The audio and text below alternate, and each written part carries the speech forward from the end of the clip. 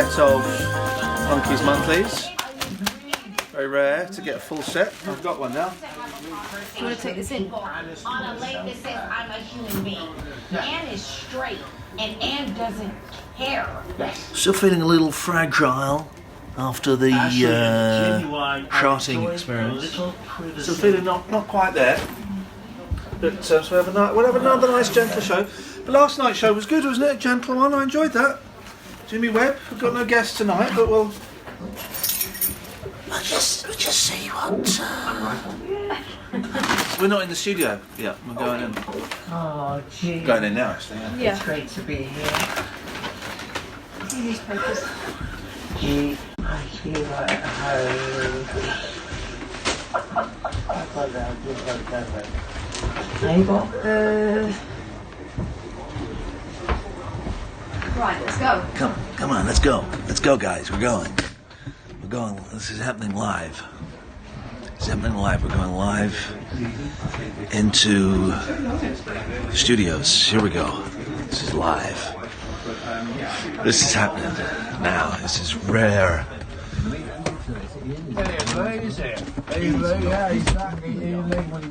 Rare. He was here yesterday. I thought he did remarkably well yesterday. He's periscoping us on his Facebooks. Yeah, he's wearing makeup as well. Did you notice? I'm wearing makeup today. No, I'm not wearing makeup today. I was wearing it yesterday. Did I do something yesterday? We've got to go. Did something. I didn't have makeup taken off this week. I don't want to do any bloody media, are we?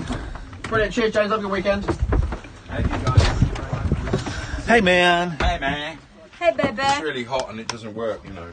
There's a surprise. There's a freaking surprise. Oh, there's a. Cool. You know, it's a programme about having it changing. Ah, yes, of course. Having the change.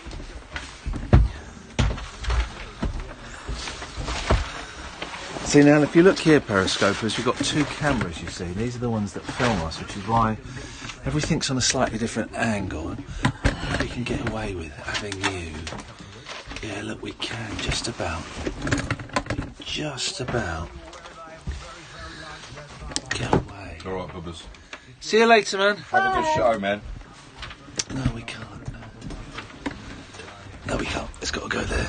Just trying to find it, make it safe.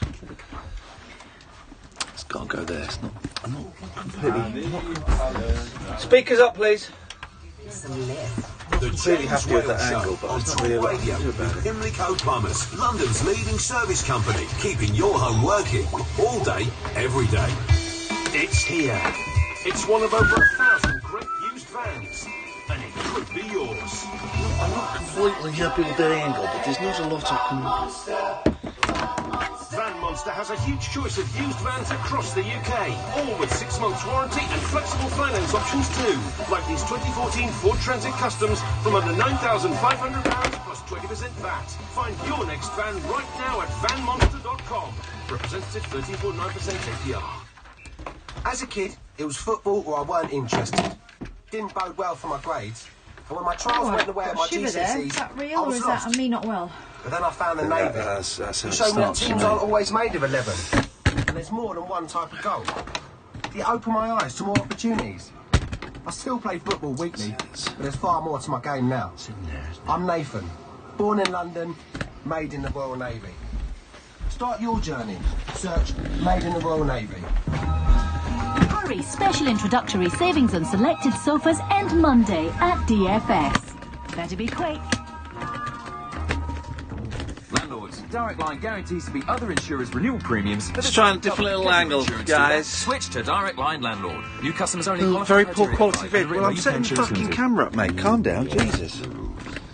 Dark and Very poor quality commentary from. Can you just can you sit in my chair, please? Beautiful new year, a glorious British winter, and a sting. There we go. We're in. All right, beautiful. Charge your car insurance with £30 cash back from Admiral, exclusively at Money's Supermarket. Offer ends February 4th. New policies only. Paid within 90 days. Eligibility conditions apply. See moneysupermarket.com/deals for full T's and C's. Brighten up your mornings and take a break from the New Year Year Blues with Mike Graham on Talk Radio with the Sun Halls from £9.50. Listen to Talk Radio every weekday morning from 10 for 3 hours packed full of fabulous features, great value guests and quick-fire calls on all of the day's top talking points. Don't miss Mike Graham on Talk Radio with the Sun Halls from £9.50. Great value breaks from just £9.50.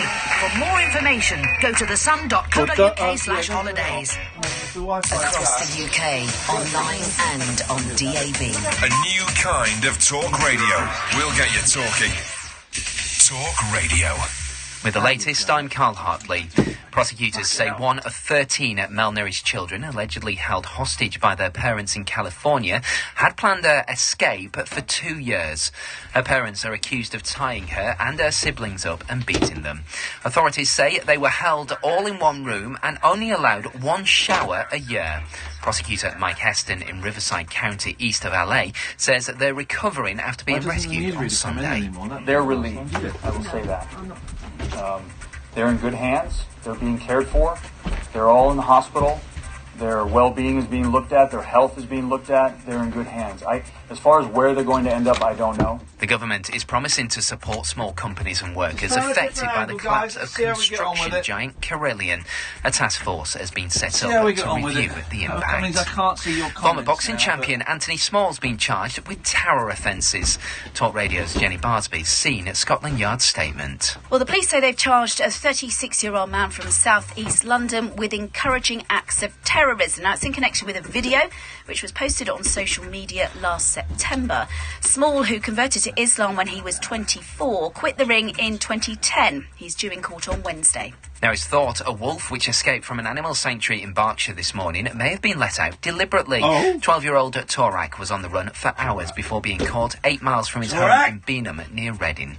And Meghan Markle's experienced life as a true Brit as rail delays made her an hour late for work today. She and fiancé Prince Harry visited Cardiff Castle by train from London, but a track fault held back their third official engagement. After a cold night, tomorrow's going to start off icy, a mixture of sunny spells and blustery wintry showers with highs of around 6. The Late Night Alternative with Iain Lee on Talk Radio. We have ways of making you talk. It's a last minute change. Last minute change to the schedule. I was going to play something completely different, and literally as the news was coming to an end, I thought, no, let's start the show as we mean to go on by playing the lead track from 1977's Pacific Ocean Blue, the only album released by the drummer from the Beach Boys, and it's the best solo album any of the Beach Boys ever made. What a song, what a start to the show. Thank you, James, thank you, Ash. I'm saying that just as a filler while I'm trying to get my brain into gear. I'm still feeling a little bit fragile after the sharting and everything that has gone with it, and my sharting has gone viral. About 6,000 people have watched me sharing my sharting experiences. I mean, you must be proud. Very, very proud. Yeah. Ashamed and proud at the same time. That's the dichotomy within which I live most of my life. But still feeling a little bit fragile and not had much sleep. Let me just set the scene, guys. Let me just set the scene. Not had much sleep. And was on loose women today, which was great. So I had to get up early. I had to get up at 7. Got the kids up. I took them to school, which is great because I've not seen them all week, and it was lovely. And then straight to loose women. And I had a driver. Oh! Yeah, I had a driver. That was his neck. Who had the heating on full blast. Beautiful. And then he was doing that thing of when he was driving in London. Here's the thing I've learnt in London, and I learnt this again tonight when I tried to take a shortcut, right? At the best, shortcuts will get you there in exactly the same time. At the best. At the worst, they'll get you there later. And instead of just following the direct route through London to the London studios, he's like zigzagging, and I'm not feeling great anyway. And I'm for some reason, ever since I came out of the jungle, I get really bad motion sickness in cars. I don't know what happened. Something happened, but I had terrible motion sickness if I'm a passenger in a car. So I'm feeling terrible, blah, blah, blah. Then did Loose Women, which was silly and was ridiculous and it was the most fun I've had in ages, and paid, if you saw it, paid way more than I'm getting tonight. And it was a joy. And I had an alcohol-free cocktail made by a proper cocktail man. Oh, was there stuff in that? I thought you were acting drinking. No, all the others had booze in, and then he said, if you want, I'll knock you up a alcohol-free one. So the one I was doing was acting. But it was empty by the time they came to you. Oh, yeah, no, because I've been drinking it. I've been slurping it. I thought it was one of those, that was delicious. No, I've been slurping it. It was great. It had grenadine and vanilla and all kinds of... Oh, it was wonderful. And I tell you what was nice was the warm welcome I got from celebrity psychic Christine Bleakley Lampard. Because I met her ages ago, right, on The One Show. I mean, but that was years ago. That was before David Cameron was Prime Minister, so you do the math. And I saw her, and she was... That's the most amazing work. She said, Ian, it's so lovely to see you. She stood up, she came and gave me a hug. That was incredible. And all the time I'm thinking... But you knew 9/11 was going to happen, and you didn't tell anyone. But if you've been listening to the show recently, you'll know what I'm talking about. That's not just a cruel aside. That's actually a fact. She dreamt it. Yeah, she predicted it, and she didn't bother telling anyone. So, you know, that's what I was thinking the whole time. And then went home, and again, these are first world problems. They gave me a car. A driver took me home, and he had the heating on, and he did the thing that really annoys me when cab drivers do this. It was a private firm. You know. He'd locked the windows. Oh. He'd locked the windows. So you do a little sneaky, you know, to try and flick it to get the thing, but he'd locked it. Can I do a quick side note? Yeah, sure. Side note. Ian likes cars really, really cold, like to the point where if I take him somewhere, by the time we get there, my hands are blue. I do, because I like it toasty. I do like it cold. But your car has bisexual heating appliances. Yeah. So you can heat your side and I can cool my side. So that doesn't really work that well though, because if you put the chiller on your side, it turns mine down. The chiller in Manila. So basically, what I'm saying is, I still feel a little bit queer and a little bit queasy. So I'm not firing on all cylinders, guys, but we're going to have a show tonight. We're going to bloody well do a show. We're going to... Oh, and another thing... He's not going to go on about it. No. Well, 0344 499 1000, by the way, is the telephone number if you want to give us a call. We're here Monday to Friday till 1 o'clock. You phone up. Probably free in most packages. It may cost you pennies. You'll speak to Sam. He'll take your name and number. Doesn't even know what you want to ask you what you want to say. He'll call you straight back, okay? So 0344 499 1000. But I am dealing with a great personal upset, right? In that someone that I really like, who I thought we were going to become friends, has unfollowed me on Twitter. Now, I don't want to say who she is, because I know you lot, and what you lot will do is you will go and, well, why have you unfollowed her? No, and it will become a thing. I don't want it to become a thing. But it's someone who I've met a couple of times and has been very nice to me, and even asked about coming on the show once, and I sent a DM to, wasn't responded to, and she's unfollowed. I just saw today she's unfollowed me because I just clicked on her name, hovered over her name, and she's got a lot of stuff going on at the moment. Let's not give. I don't want to give clues. No, but you know, busy. Well, no, listen, here's the thing. She made a conscious decision to unfollow me, and that's fine. And of course that's fine. You know, I unfollow people. You know, I only follow, I think, 29 people, you know. And I get rid of some of them from time to time. So of course it's fine, right? And in the great scheme of things, it doesn't really matter. But I can't help but you know, I'm a sensitive soul, you know, full of self-hatred and self-loathing and self-doubt. And I'm thinking, what did I do wrong? Did you do? What has someone said to her about me? Nah. Oh, God. Really, you know. It might just have been that she wanted a round number.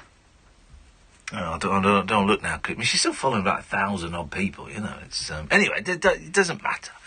But these are the things that concern us in the 21st century, in our way of living. Lots to talk about this evening. People you've muted on Twitter, people who have unfollowed you on Twitter. Have you ever, if someone has unfollowed you, have you ever approached them and said, what was the unfollow for? I tell you what was great, and I was really pleased he did it, was when I unfollowed everyone, as I do from time to time, and then because I just like to clear, I just have a couple of days of following no one on Twitter. And then I followed a smaller number than I was... There are about 4 or 5 people I didn't follow again. And one of those people I didn't follow again, through an oversight, was Jeff Lloyd, the fab broadcaster. Fab. He's absolutely fab. And he sent me a text saying, can I ask you a question? Why have you not followed me again? And I thought, flipping it, well done, man. Because he suffers from the similar social anxieties that I do. And I don't think I could have asked that question of him. And I was really proud that he had asked that question of me. And it was genuinely an oversight. I did mean to follow him again. Of course, when you say that, it sounds like an excuse. It sounds like bullshit, but I did mean to follow him. But I was really pleased that he felt comfortable and confident to do that. So if anyone's ever unfollowed you, all of that kind of stuff, I don't know why this is in my head, but if you've ever sworn at a rock star or an actor, and it's got to be sworn at. I don't want arguments. This is really specific, and I don't know why this popped into my head, but if you've ever sworn, and it can be swearing in, like a comedy kind of swearing, and, or it can be, in anger, Serious swearing. Yeah, if you've ever sworn at a celebrity, 0344 499 1000, and also, and by the way, I've thrown this stuff out, you can call in about anything you want, you know that. We'll carry on doing, unnecessary cover versions, because we didn't really get stuck into that last night. And also, when have you dropped a swear in like in a group situation, you've just totally misjudged the group that you're with, and so you've dropped an F-bomb, an S-bomb, I'm going to say it, a C-bomb. Wow, that's a serious misjudgment. And because it's a bold move, dropping a C-bomb within a few minutes of meeting a group of people. And I've done it, and I'm normally good at judging the vibe, and you can get a big laugh out of it. But also you can get a... Sorry, what? You can just get... So any time you've ever dropped a swear in front of a group of people, and it's just failed miserably, 0344 499 1000 is the telephone number if you want to give us a call. And of course you can call in about absolutely anything. I've got some stories from the papers that we'll look at. You can call in about Big Brother, you can call in about your day at school or your day at work, or you can call in and say that you hate your husband or your mum or whatever. You can call in about anything. Freud would have it's like what's that test? Rorschach, the pictures. The splodges. Yeah, what's it called? Rorschach. No, don't Google it. Don't Google it. What's it called? Alan will know. Alan, what's the test called with the ink? Rorschach test. The what? Rorschach test. The Rorschach. Rorschach? Rorschach. I think it's Rorschach. Yeah, that's the one. There we go. Hang on a second. David, what's it called? Oh, well, I'm not listening to the show. What are you on about? Rorschach. Rorschach. Rorschach? A Rorschach? Rorschach. I think it's Rorschach. Rorschach. If it was Rorschach, you'd remember. 0344. If you can call David back as well, please. 0344 499 1000. What is the Rorschach test actually called? This is the Late Night Alternative with me, Iain Lee, her Catherine Boyle, only on Talk Radio. Talk Radio. Intelligent, organic entertainment. Talk Radio. We'll get you talking. Oh, I got my car a Ford Motorcraft service. It cost just £149 at a participating Ford dealer, and it included a 30-point e-check. Oh, well, at least my Ford will be prepared for winter. Book your Ford Motorcraft service at ford.co.uk. Prices recommended retail price, including parts, labour and VAT. Terms and conditions apply. I'm Jane, the IT support here. Everyone thinks they know me. But when people ask, how was your weekend? I say I was loading international aid onto a transport plane. You should see their faces. As an RAF reserve, I get paid to get out with the full-timers, and they're training me up to manage a team. Last week, my commanding officer asked me to green-light takeoff. It doesn't get much better than that.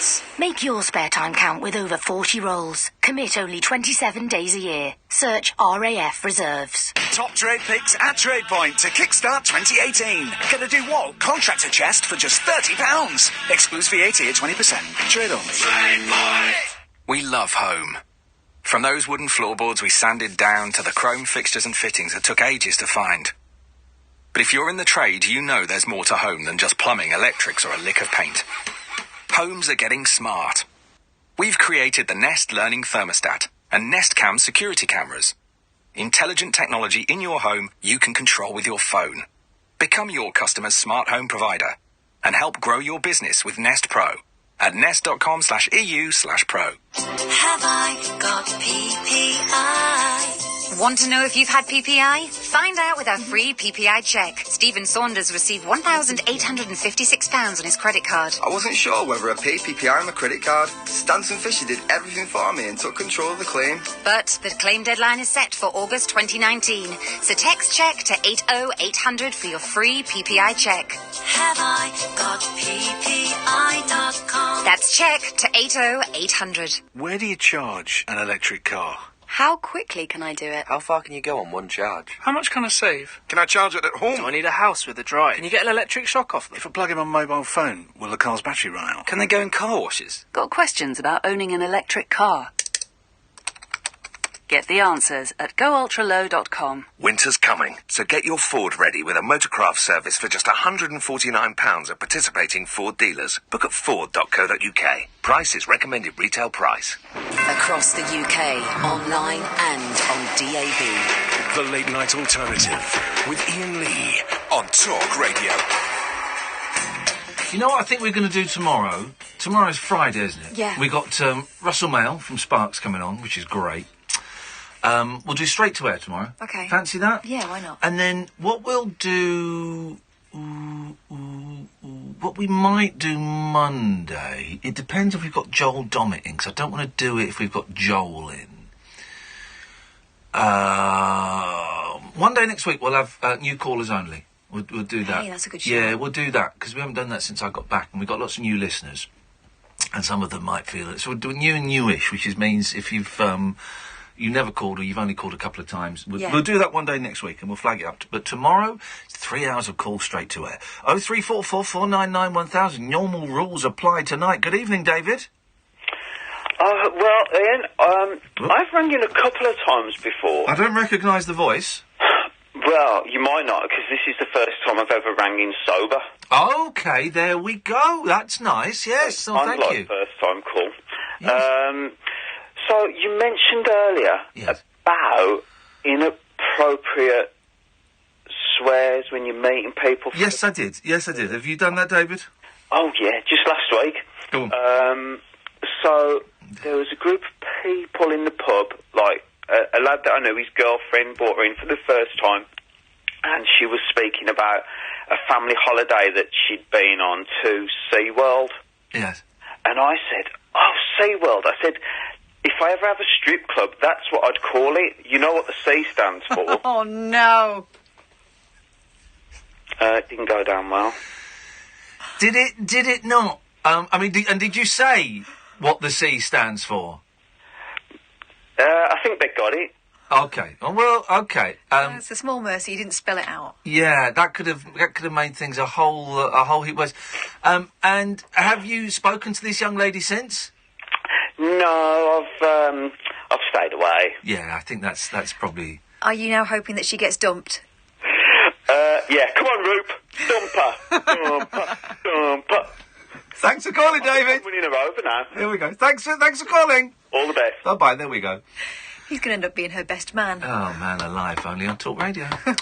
10:21, send them that clip. There we go, I've already got it down, Yeah, you mate. got it. Beautiful. They're all queuing up for us tonight. Let's go to Jerry. Good evening, Jerry. Hello. Hello, Jerry. I'm doing well again today. Not as good as the other days.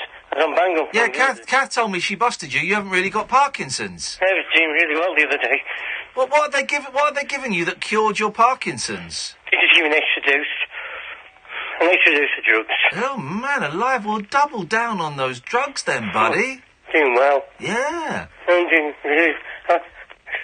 Just need to calm down. I get excited occasionally. Of course you get excited. You're talking to a TV legend here. Legend, celebrity. Legends. Big star.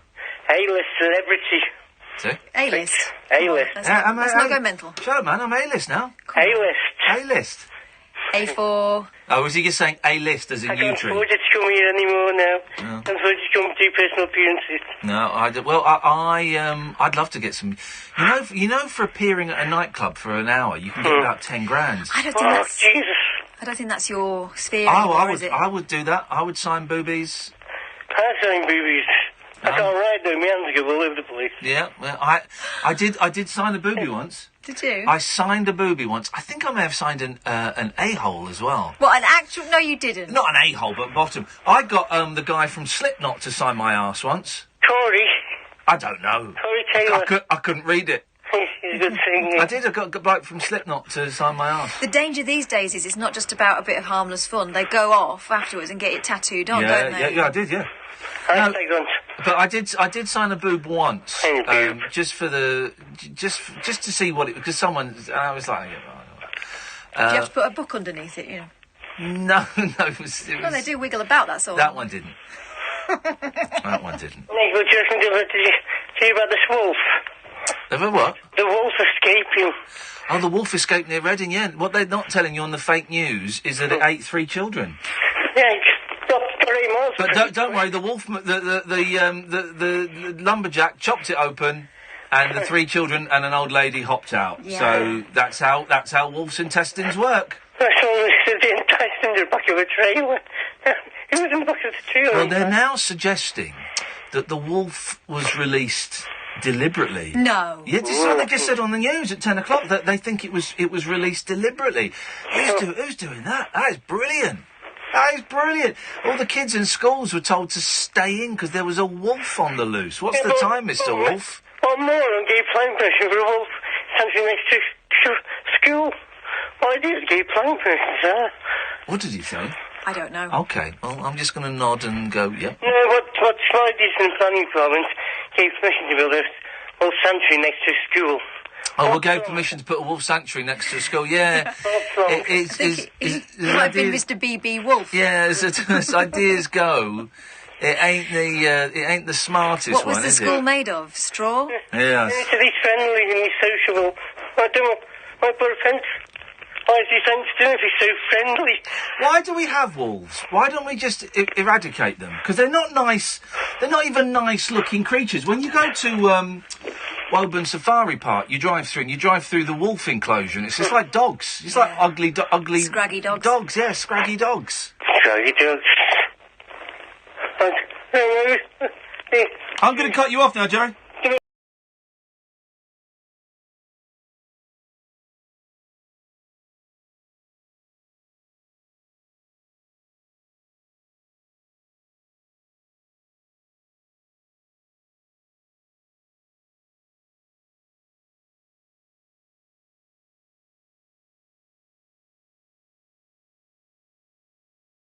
Nice. They're not even nice-looking creatures. When you go to Hi, Kadir. Woburn Safari Park, you drive through. Go on then. How are you? I'm all right. Brilliant. No, I just had I had one of those where I was a bit inappropriate. No. My friend Matthew.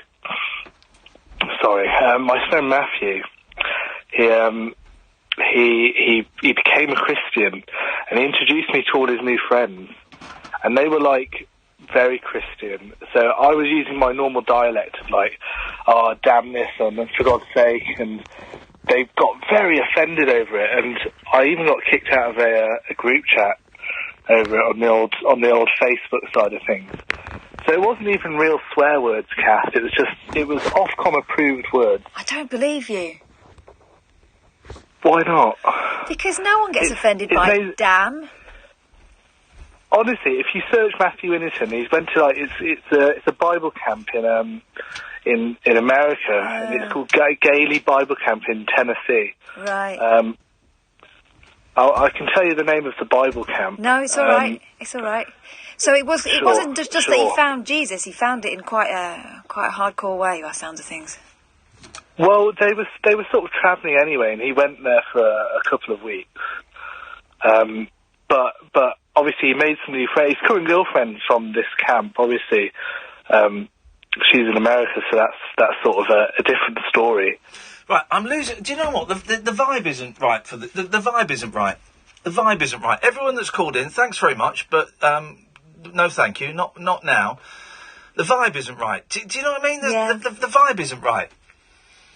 The vibe's not right. How are we going to restore the vibe? I don't know. I just feel we've got off to what many presenters. I've just got rid of everyone that called in. I do apologise. That's quite rude of me, but I just need to do something. And many presenters would have considered that an adequate start to the show. I consider it subpar. I consider it subpar. So what we're going to do? We're going to have a little. We're going to go to the break a little bit early, and we're going to have a little rethink, and we're going to come back and we're going to do something. So let's go to the break. Across the UK, online and on DAB, the Independent Republic of Mike Graham on Talk Radio. Blasted rhetoric from the Banana Republic for people who think capital punishment isn't going nearly far enough. Join me, the Reverend Mike Graham. Revolutionary, rebellious, rebuilt, rebranded. Dangerous mid-morning debate with the great dictator. The Independent Republic of Mike Graham. Tomorrow morning from 10 on Talk Radio. The wild man of late-night radio. The Late-Night Alternative with Iain Lee on Talk Radio. We have ways of making you talk. Hey, look, Donna. Look what Donna's just done. Look at that picture Donna's done. That's amazing. Hey, that's amazing, Donna. Hang on a minute. Thank you. Hang on, I'll just retweet that. Do I spell the word? Thank you. That's amazing. The vibe is just feeling a little bit flat, Kath. It feels a little bit flat. And that can only be my fault. And that means we need to do something to try and pick up the vibe. So I don't want anyone to call in for a bit while we recalibrate and we work out what we can do. And this might be a dud show tonight. You know what? Sometimes, guys, I have dud shows.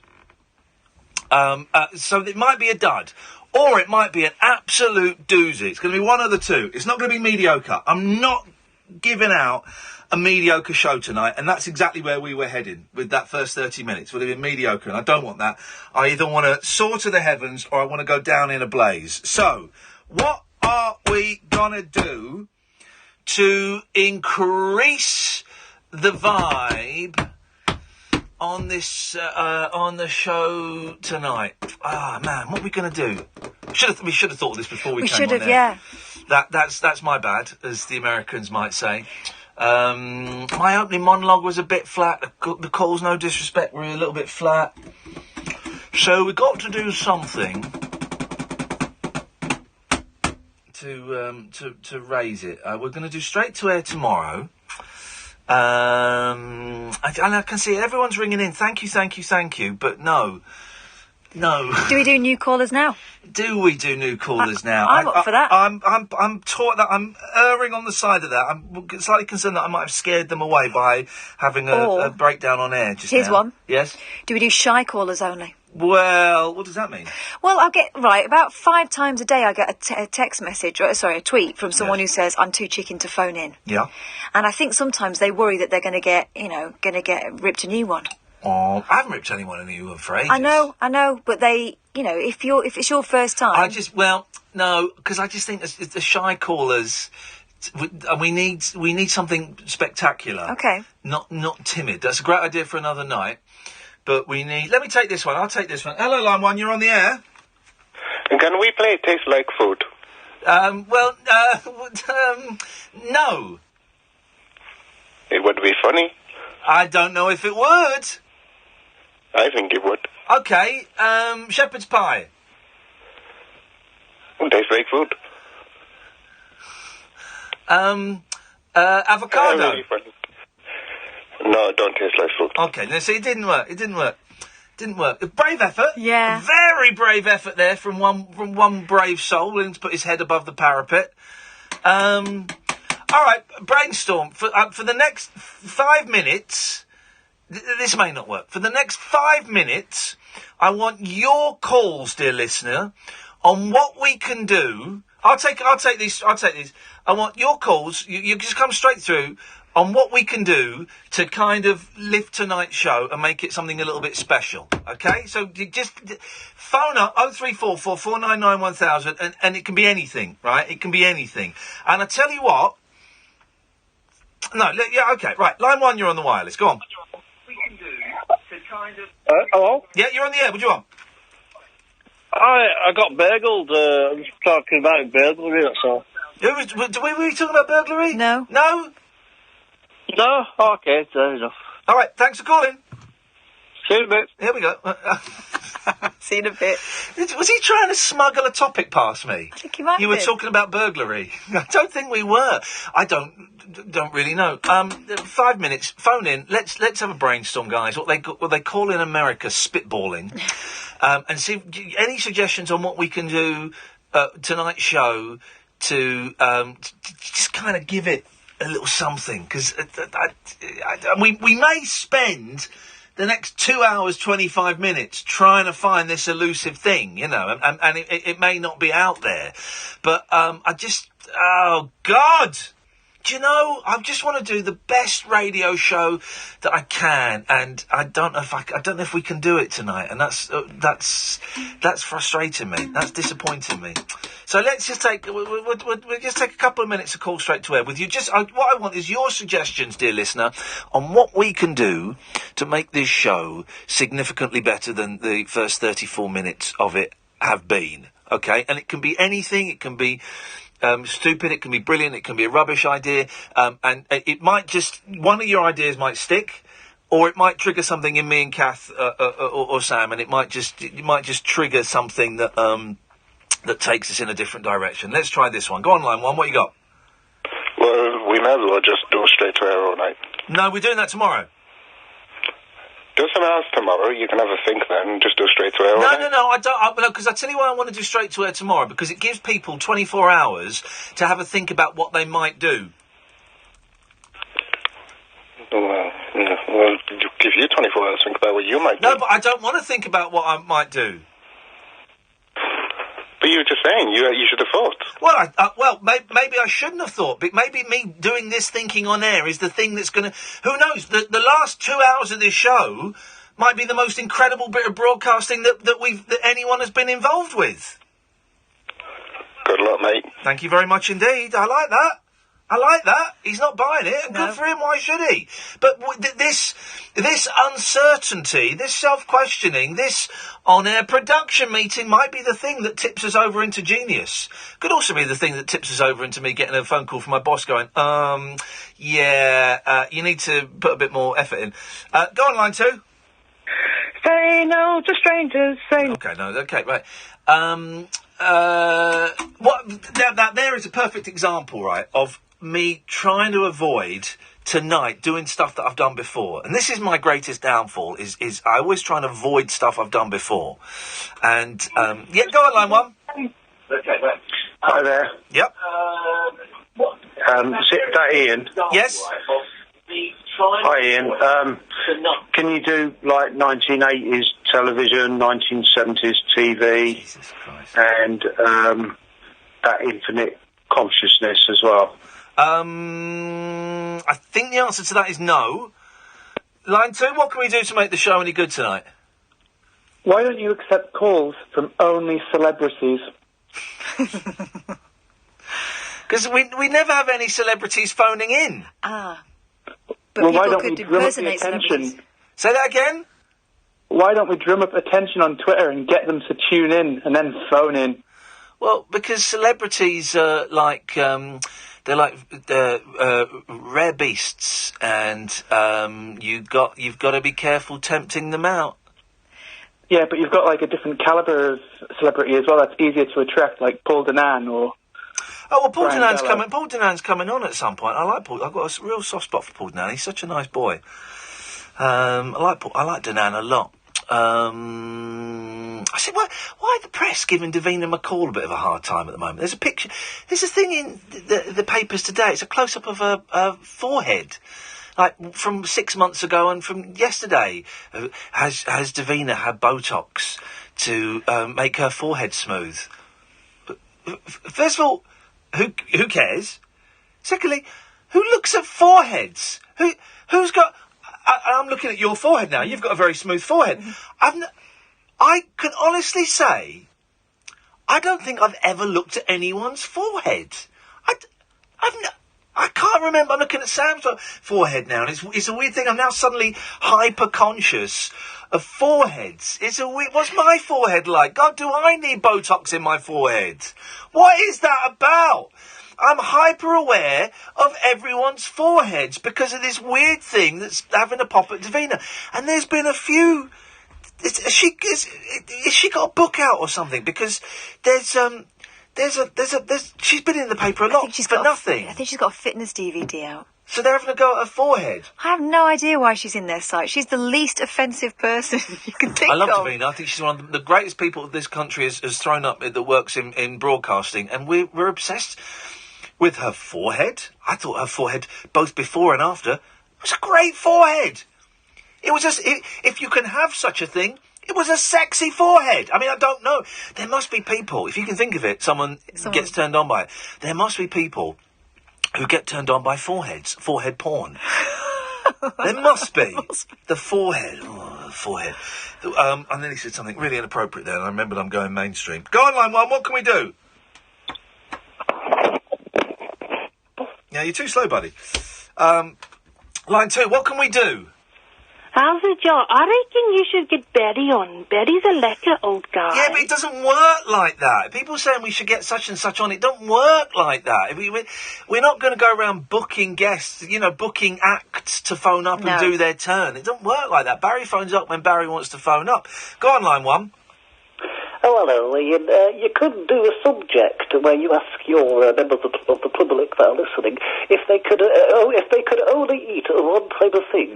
Would it be sweet things or savoury things for the rest of their lives? Okay, well let's try that. Line two. If you could only eat one thing, would it for the rest of your lives? Would it be a sweet thing?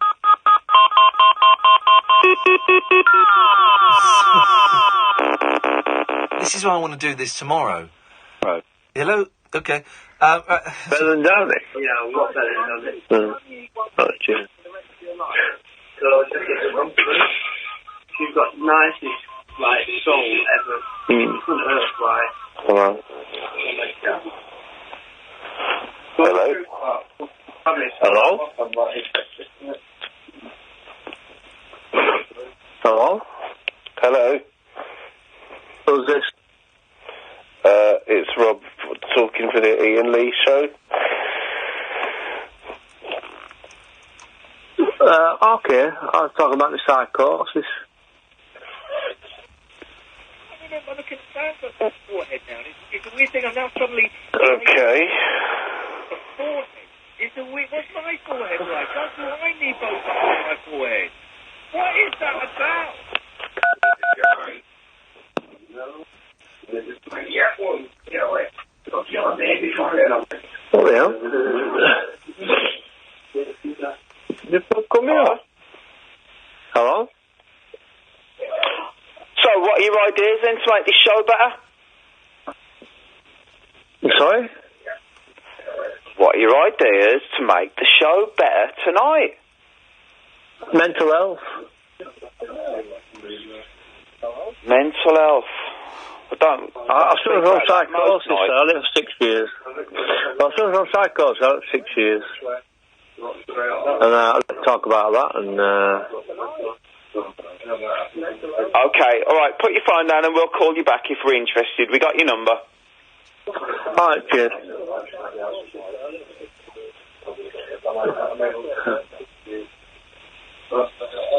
Anyone? Okay, caller, yeah, what do you want to say to improve the show? What ideas have you got? Caller? This is brilliant. all night just keep asking people, what do you want to do? What do you want to do? Brilliant. Classic radio. Oh, yeah, well, yeah, call in with a dicky voice, that's one idea, yeah. Tried that myself a few times. Anything else, or... Well, if we get desperate, we'll call you back. We've got your number. Oh, okay, thank you. Put the phone down now, then. We'll call you back. Yeah.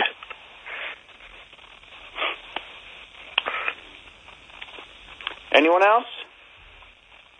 Hello? Oh, hello there. Question for you. Have you ever had a crush on a famous person? Who's this? This is just the researcher for the show.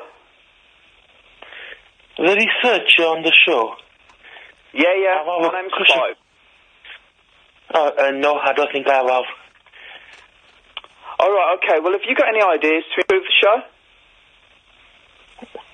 Is this live on Iain Lee show and you're like somebody who's trying to talk to me and pretend you're research or something? We're just trying to decide whether you're worth putting online or not. Well, I mean, there's a lot of topics really. There's Brexit you can talk about. There's a lot of capital punishment. That much, do they? You know, talk about capital punishment, if you should have it back or not. You can talk about what to do with rapists. I mean, there's a lot of people that say you can bring castration back, or perhaps another punishment. Those are really hot topics you can really discuss. Okay, yeah, and then what do you do with all the eunuchs? All the eunuchs? All the eunuchs, you mean rapists, yeah. Well, no, that's not my opinion. That's what gets people talking a lot. That's what gets people talking a lot. We'll consider that. Hang on a sec, let me just check we've got your number. Okay, yeah, we got your number. We'll give you a call back shortly. Thanks for that. Oh, thank you, bye-bye. I'll ring you straight back.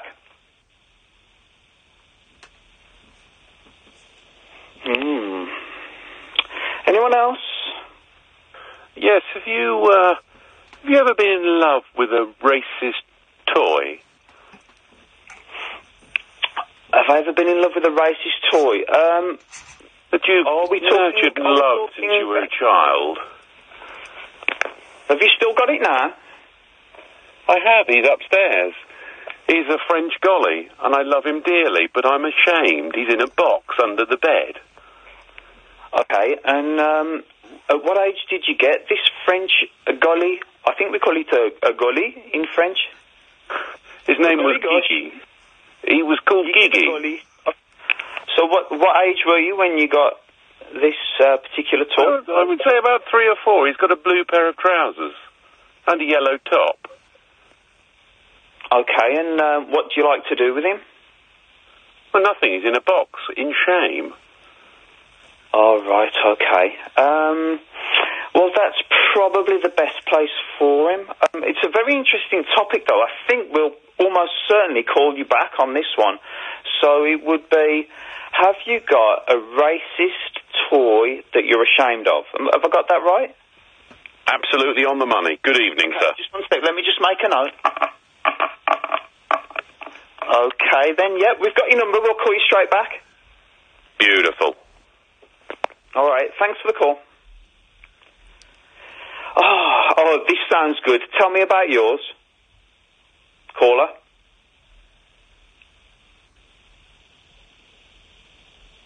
Caller.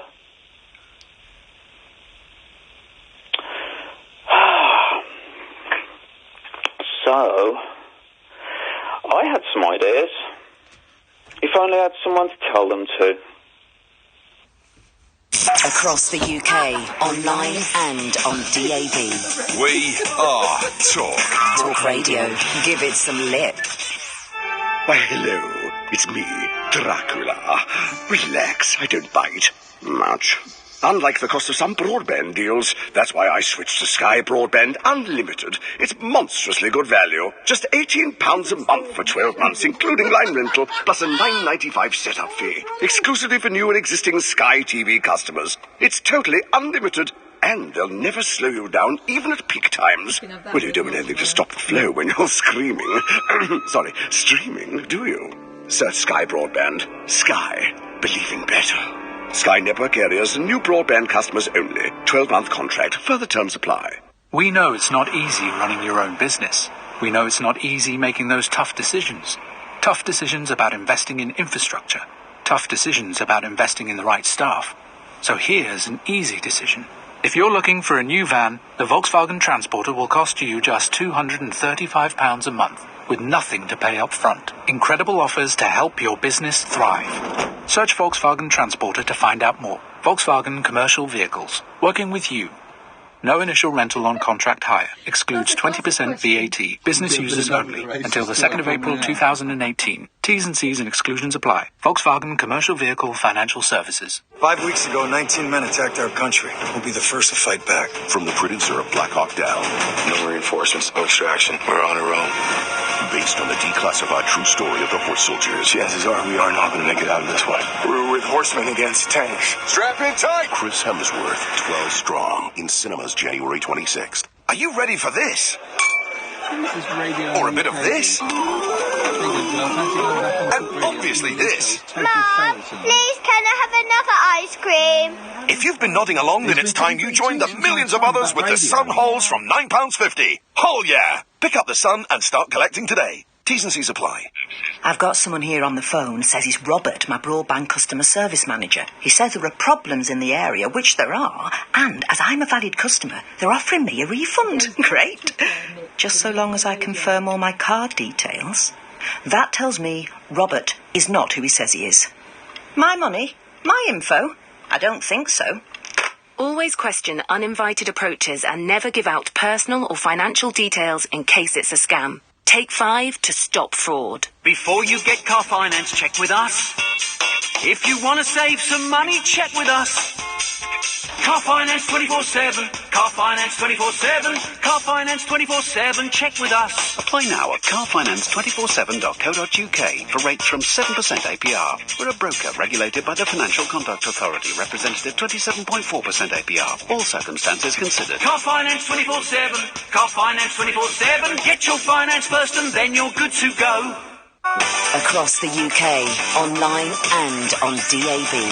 Jamie East on Talk Radio. Irreverent afternoon entertainment and essential listening on the UK's premier forum of mind-expanding free speech. Join me, Jamie East. We'll have guests, we'll have phone-ins. Just come to Jamie. Afternoons with Jamie East. Tomorrow afternoon from 1 on Talk Radio.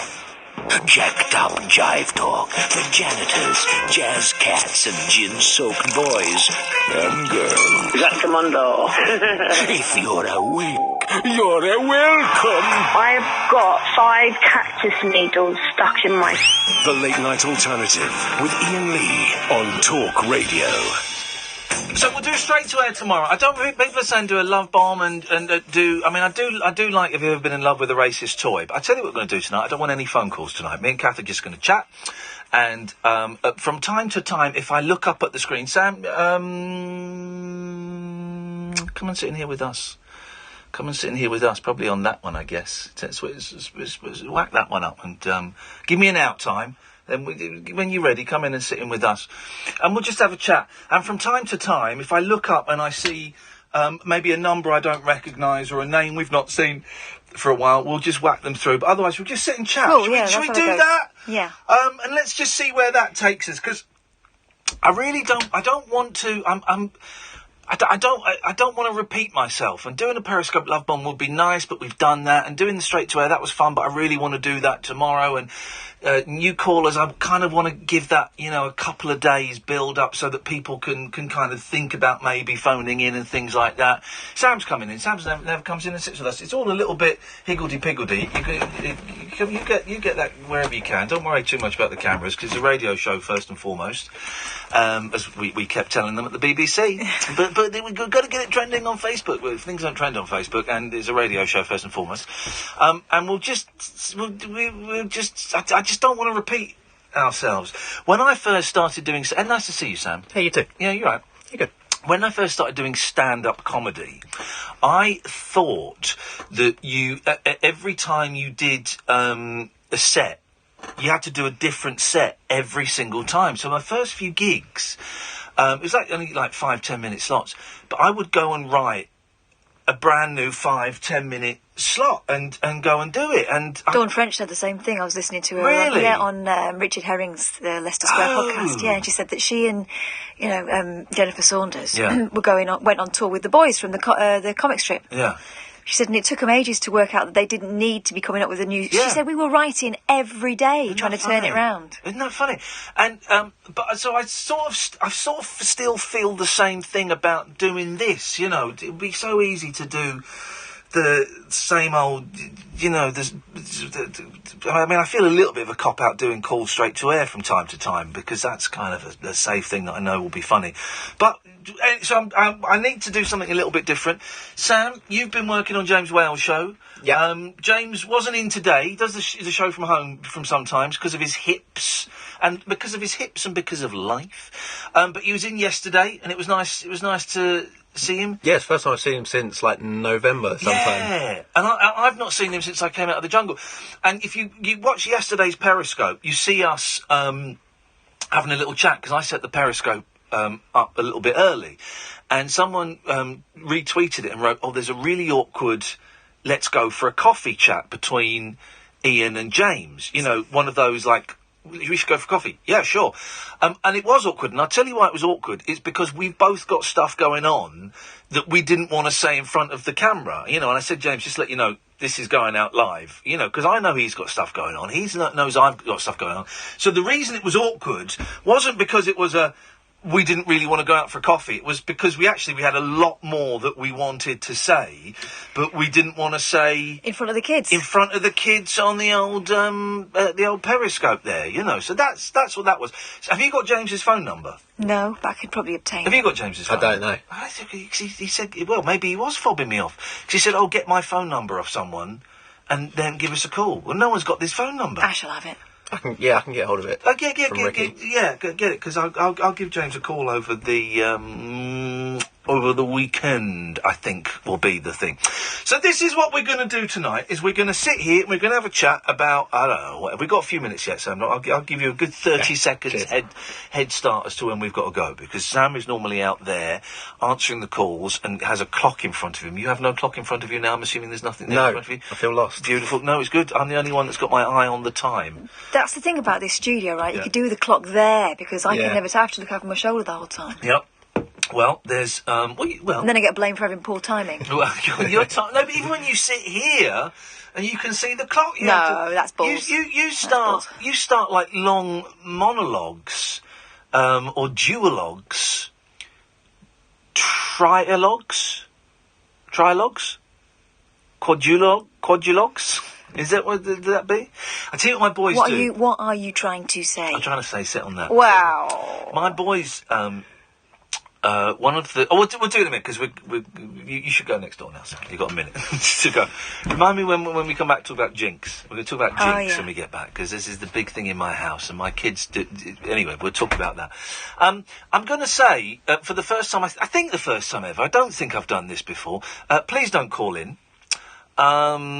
It's very, very unlikely we will take your calls. We certainly won't call you back tonight, because Sam's going to be sat in with us for as long as you want. And if you want to wander off, Sam, you know, you go and do what you want, fella. It's up to you. If you're more comfortable sitting out there, you sit out there. Don't wander off. Well, exactly. Be careful, because he's a millennial. He'll take you at your word. You can sit out there if you want. And we'll just have a chat, and we'll go through the papers, and we'll talk about life and stuff. And occasionally, if I look up at the screen and see a number I don't recognise, or see a name that I particularly like to talk to, then we might invite you in to chat. We might not. We'll just see how it goes. So I'm not going to give out the phone number. I'm not going to give you questions and topics to get you calling during the news. Because I haven't got anything like that tonight. So instead, I'm just going to say, I'm Iain Lee, this is the late night alternative, and it's only on Talk Radio. Contact Talk Radio. Call 0344 499 1000. Text Talk and your message to 87222. Text costs 25p plus your standard network rate. Or you can tweet us at Talk Radio. Talk Radio. We'll get you talking. It's time. Time to join the millions of people that meet happy with Zoom video conferencing. With stunning HD video, crisp audio, and instant wireless sharing across any mobile, tablet or desktop device. But the best thing about Zoom? It just works. So ditch the distractions, join the movement, and meet happy with Zoom video conferencing. Visit zoom.us to set up your free account today. That's zoom.us. Zoom video conferencing. Are you ready for this? Or a bit of this? And obviously this. Mom, please can I have another ice cream? If you've been nodding along, then it's time you joined the millions of others with the Sun Holes from £9.50. Hole yeah! Pick up the Sun and start collecting today. T's and C's apply. Ford's new fraud scrappage scheme has been extended to include cars registered before the 31st of December 2010, and we've even included a new model, the Tough Ford Ranger. You could save between £2,000 and £4,950 on the recommended on-the-road price when you trade in your old vehicle for a new Ford car. New year. New Ford? Ford. Together, we go further. Retail customers only who trade in a vehicle registered before 31st of December 2010. Scrappage savings between £2,000 and £4,950 dependent on model or to the recommended on-the-road price, including VAT. Selected models excluded. Contract from 1st of January to 31st of March 2018 and registered from 1st of January to the 30th of September 2018. At participating Ford dealers only. T's and C's apply. Visit ford.co.uk/scrappage for more information. All the money in the world from director Ridley Scott is now BAFTA nominated for supporting actor Christopher Plummer. Critics are calling it terrific and thrilling. Mr. Getty, how much would you pay to release your grandson? Nothing. Plummer is simply fantastic and compellingly brilliant. All the money in the world. At cinemas now, rated 15. We've got it at Selco. Selco, it's where the trade goes. At Selco Builders Warehouse, we've got real deals on a wide range of trade-quality building products. In January, we've got a 25-kilogram bag of Rugby Premium Cement for only £3.49 ex-VAT. Now that's a real deal. We've got even more real deals and thousands of products in stock at Selco Builders Warehouse. For more information, see selcobw.com. We've got it at Selco. Selco. It's where the trade goes. Even if you only employ one person, you have to provide a workplace pension. It's the law. Get to know your responsibilities with help from the Pensions Regulator. Visit workplacepensions.gov.uk. Across the UK, online and on DAB. Talk Radio. We have ways of making you talk. Talk Thanks, Radio. bada bing, bada bong. With the latest, I'm Carl Hartley. The parents accused of holding their 13 children in shackles at their California home have pleaded not guilty. David and Louise Turpin are facing charges of torture, abuse and false imprisonment. They were arrested after one of their daughters escaped and called police. Prosecutors have detailed some of the horrific abuse allegations against them. Sky US correspondent Greg Millam has more details. They're only allowed to shower once a year. They had no contact with the outside world and in fact led a pretty much nocturnal lifestyle, sleeping during the day, only being active at night. The UK and France will work more closely together on the migrant crisis. On his first visit to the UK, the French President Emmanuel Macron has announced a new treaty which will speed up the processing of refugees in Calais. British boxing champion Anthony Small has been charged with encouraging terrorism. The 36-year-old is believed to have posted a video online in September 2016. He's due in court on Wednesday. The NHS is facing its worst flu season in 7 years, but there are signs tonight that the service may be over the worst. Fewer patients were forced to endure long waits in ambulances over the last week, and the flu is not being classed as an epidemic. And Cape Town's tightened water restrictions to prevent the entire city running out by April. A personal daily allowance is being lowered next month from 87 litres to 50. The Mayor says 60% of residents are callously using more than they should in the South African city. After a cold night, tomorrow will start off icy. A mixture of sunny spells and blustery wintry showers are also expected, and highs of around 6. The Late Night Alternative with Iain Lee on Talk Radio. We have ways of making you talk. So we're just going to see what happens tonight, and already here's the interesting thing. Right? I don't want any phone calls tonight. We might take some calls as the evening progresses, but I'm not really feeling that vibe. Some people are getting really upset by it. Some people are getting really upset by the fact that I'm trying to do something that doesn't fit into certainly the standard pattern that this show follows, if this show could be said to follow a standard pattern, and certainly not what you would expect from a national late night phone-in radio show. So someone on Twitter called Radio in the UK is having a pop at me, saying the show is crap tonight and it's a fail and a bore and all of this kind of stuff, and making up stuff that I haven't said, and lots of nameless, faceless people on Twitter having a pop. And I suspect I know who those socks are. But here's the thing: you're still listening, guys. You're still listening, and the reason you're still listening is because you have literally no idea what is going to happen next. And do you know the reason why you have no idea what is going to happen next? Because I haven't got the foggiest clue either. Haven't got a clue where this is going to go tonight. And it could be one of the greatest shows. We could all, in a year's time be celebrating this show and going, do you know that show we did? Or it could be an absolute car crash. And do you know what? I'm prepared for it to be a car crash. This is one of the great things I have learned as I've got older, is I am not afraid to fail. I'm not afraid of failure, because, if I keep doing decent shows, all right shows, I ain't going to learn nothing. If I do one that's a stinker, then there's stuff that we can take away from it. So tonight's show's going to be a little bit different. We're going to sit here. Sam is joining us in the studio. Sam, it's nice to have you here. Thank you. Catherine is here as per usual. And we'll just sit and we'll chat and we'll see what happens. I don't really want phone calls, but I might take some at some point. I don't know. Now, the thing I was going to say, Sam, do you know what Jinx is? No. You've never played Jinx? Nope. So Jinx, you'll know. Well, only because my daughters do it. Did you and not they've explained the rules to me. as in Jinx, if you say the same thing at the same time, that? Yeah. So, how would you break a jinx? You've got to say their full name 3 times. Oh, 3 times. So there's all these slight variations. How would your girls break a jinx? It's just saying the other person's name. Just say the other person. You'll say the first name and last name. And I wonder if it's a southern thing. Whereabouts are you from, Sam? You're from South London. Yeah. I wonder if it's a southern thing, because we used to play it as kids in the 70s. So those who don't know, if you say, 2 people say the same thing at the same time, say cheese, Jinx, right? And now she can't speak, and it's wonderful until someone says her first name and her last name. And my boys, you walked into that one. You totally walked into that one, you sucker. Catherine Boyle. Thank you. My boys have started playing this, right? But they do. But now the whole of my life seems to be them saying something, like tricking the other one into saying something, then saying Jinx at the same time. So then they go, how do they phrase it? Because when I was a kid, me and my sister used to go double Jinx, triple Jinx, quadruple Jinx, penta Jinx, and then I would never know what the 6th one was, and so she would always get me. But they... it's extra Jinx, isn't it? What do the boys say? Because it goes up... I think they just say 2 Jinx, 3 Jinx, 4 Jinx, 5 Jinx, and it goes on for flipping... so you get up and going, 25 Jinx, 26 Jinx, 27 Jinx, 28 Jinx. It's just for ages and ages and ages. And they're constantly... But at least it stops them, farting on each other and fighting. Well, I don't know if it does. I told you this weekend, this Sunday, it's the youngest's 6th birthday.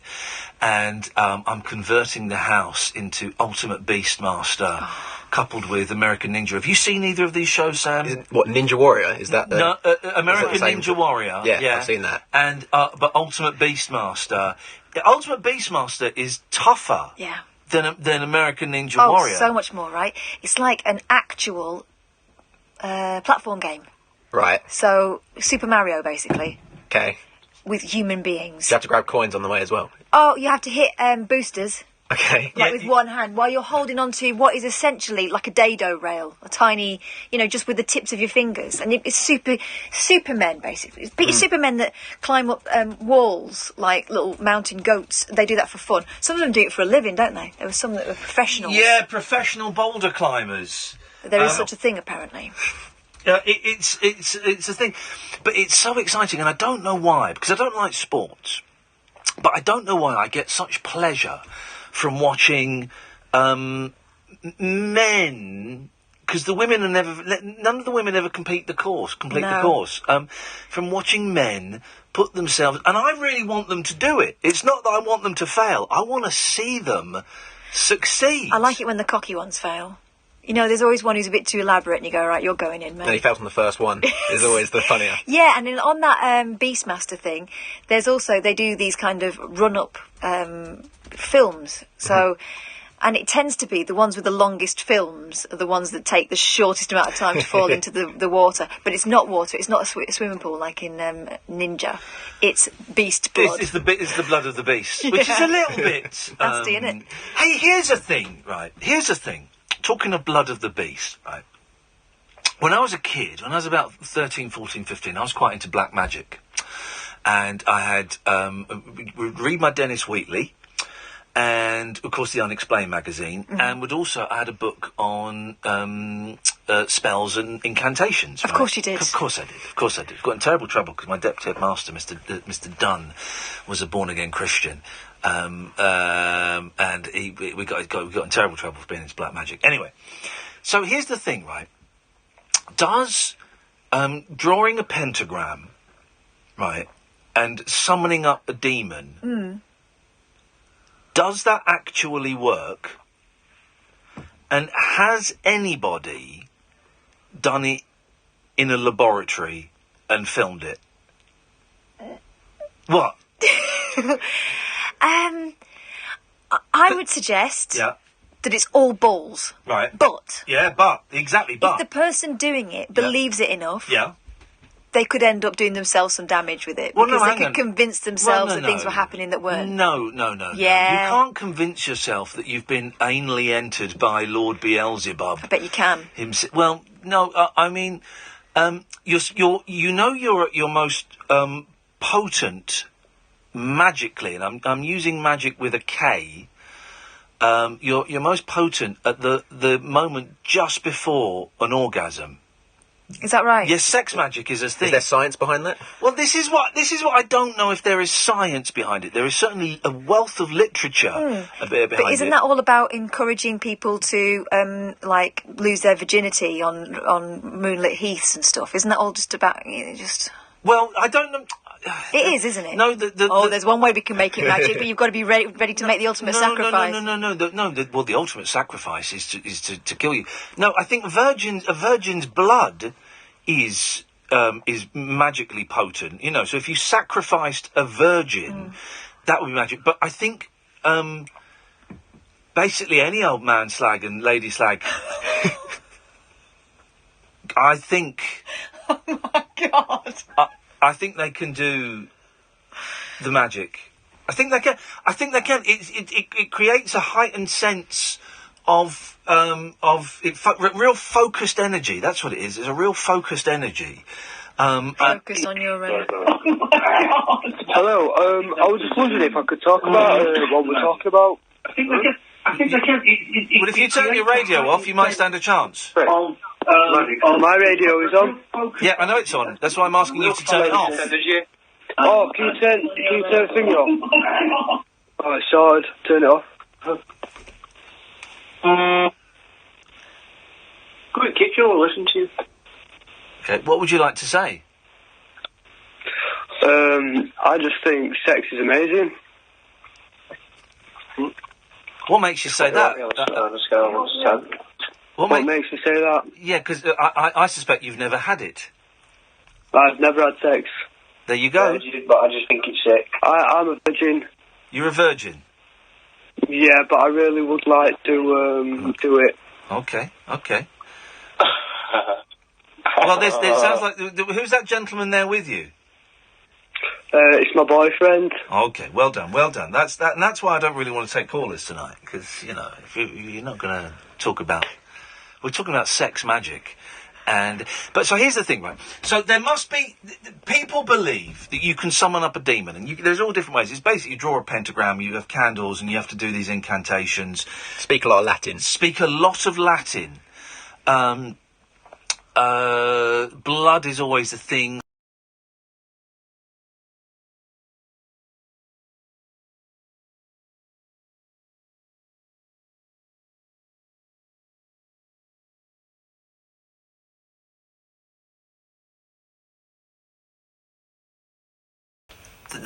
There are books written about this, and people have done it.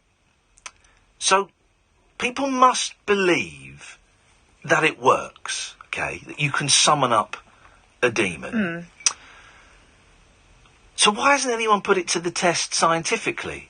Why is like forget right? Just take a break from finding a cure for cancer, right? Because they've been at that for years, right? And it's slow going, and that's got to be a miserable job. You go home from work every day is a failure. You go home from work, and your wife says, "Any cure?" No. Sorry, I'm probably still another 20 years away. So they should just have like a fun weekend where they clear the laboratories of all the cancer petri dishes, all of the stem cells, all of that, and they draw a pentagram on the floor. Right. They get one of the monkeys from the lab. Oh no. This is what they're doing. Worse stuff to it anyway. They're injecting it with anal cancer. Wow. And then they do it. They go right when they get the books and the manuscripts and they do it all properly. Right. Wouldn't that be awesome? Don't they need to be shaman rather than scientists? Well, no. I think anyone can do it. Oh. It's anyone can do it as long as you've got the right words to say, the right Latin to say. I've only ever seen films, not documentaries about it, and in the films it's like so powerful that if you don't know what you're doing, even if you are a clever scientist, it will still blow your head off. It's potent stuff. I would like, because it does happen. It does happen. People do this. Is it illegal to do black magic? Can't be. I don't think so. Can't be. I mean, that would require believing in it. Well, the law won't believe in it, will they? No, okay, fine. Well, it's illegal for us to perform a hypnotism or a séance on the air. That's illegal. But that's more about outraging public decency, isn't it? Well, the hypnotism is you might put someone under, which is possible. The séance thing, I don't. It's about outraging public decency. It's about upsetting religious people who don't. Oh God. It's 2018. It's 2018. You know, let's have a little bit of tolerance to those that don't believe fairy stories, you know, and that want to speak to their dead nana using a Ouija board. I don't know. I just think it would be interesting. Were you never into this as young people? No. Yeah, I used to believe in all that stuff. We found on the Bath Road, above a mechanics, we found a black magic shop, and we used to go there and buy all kinds of, you know, tarot cards, and my mum bought a magic pyramid. What's that look like? Well, it's pyramid. It's a pyramid, but again, it's all to do with focusing energy, right? Mm-hmm. And psychic energy and universal energy and all this stuff. So it is believed that the pyramid is a focus for the universal energies. So it's, I mean, she had it for years. Where did she keep it? In her bedroom. It's this tiny little cardboard pyramid, but it's got silver foil around it and symbols on it, and you're supposed to put things underneath it, and it would charge them. It would cast spells on them or something. I remember for years she had my dad's wedding ring under there, and that, I don't know quite what that was supposed to have done, and it certainly didn't do what she was hoping it would do. So I've just seen the tweet. I've just tuned into Iain Lee, and I've landed on him talking about sacrificing a virgin. I'm in. Thanks, Rems.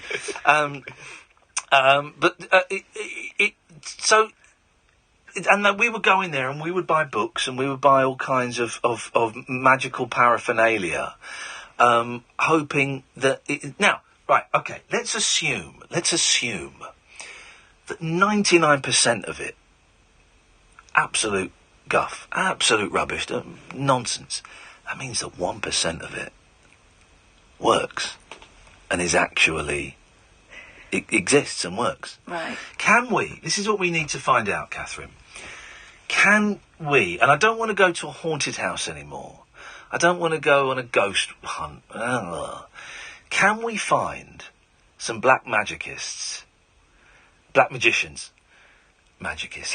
See, this is the thing, right? I think it's balls, right? Yeah. And remember when we went to the haunted pub? I thought it was balls as well. But at the same time, I didn't want to call out. You called it out better than me, because I was thinking it was balls, but I was going, oh yeah, that's a bit spooky. And you're going, ah. No, what I mean is calling out the names and stuff. Oh yeah. I didn't want to do that. Yeah. And when you say, let's go and do, I'm like, I don't want to do black magic. Okay, well, I'll go and do black magic. I will go And this is the thing, because I imagine black magicians are very secretive. Sam, we're going to go to a break in a little bit, so you gently, in your own time, move through. There's no rush. Black magicians are very secretive. But I really would like to go and watch them doing a session. Not a sex magic session, but like summoning a devil and stuff. Oh, no. And killing a chicken. No. Well, can you find a black magic group for me? Have a look online now. No, because it feels like the beginning of a horror film. No, come on, it was such a pudding. Go and find a black magic group for me now, and let's see if we can give them a call tonight on the show. That's what we'll try and do. And I'll go there and... They should know we want them, shouldn't they? No, that doesn't make sense. It's like the line that you say to a psychic, well, who's going to win the lottery? It doesn't make sense. So see if you can find some black magicians, and if they'll let me go, and they can remain anonymous if they want. And I'll go and. I don't think they're called black magicians. I think they're called witches. All right, then fine, witches then. We'll see what we can do. No, I'm not giving out the number because we're not doing that. This is the late night alternative on Talk Radio. Talk Radio. Join the Talk Nation. Dial up and Talk Radio. We'll get you talking. Top trade picks at TradePoint to kickstart 2018. Get a DeWalt contractor chest for just £30. Excludes VAT at 20%. Trade only. TradePoint. Where do you charge an electric car? How quickly can I do it? How far can you go on one charge? How much can I save? Can I charge it at home? Do I need a house with a drive? Can you get an electric shock off them? If I plug in my mobile phone, will the car's battery run out? Can they go in car washes? Got questions about owning an electric car? Get the answers at goultralow.com. Shut the door on routine. Start something new. Power your adventure and unmap your life with the Jeep Renegade from £189 a month. With 5-star Euro NCAP safety rating, touchscreen, Bluetooth, sat-nav and legendary Jeep capability. Visit jeep.co.uk to begin your journey today. Personal contract hire. Jeep Renegade 1.4 longitude manual. Initial rental of £1,134. 48-month term, 8,000 miles per annum until March 31st, 2018. Subject to status. Yeah.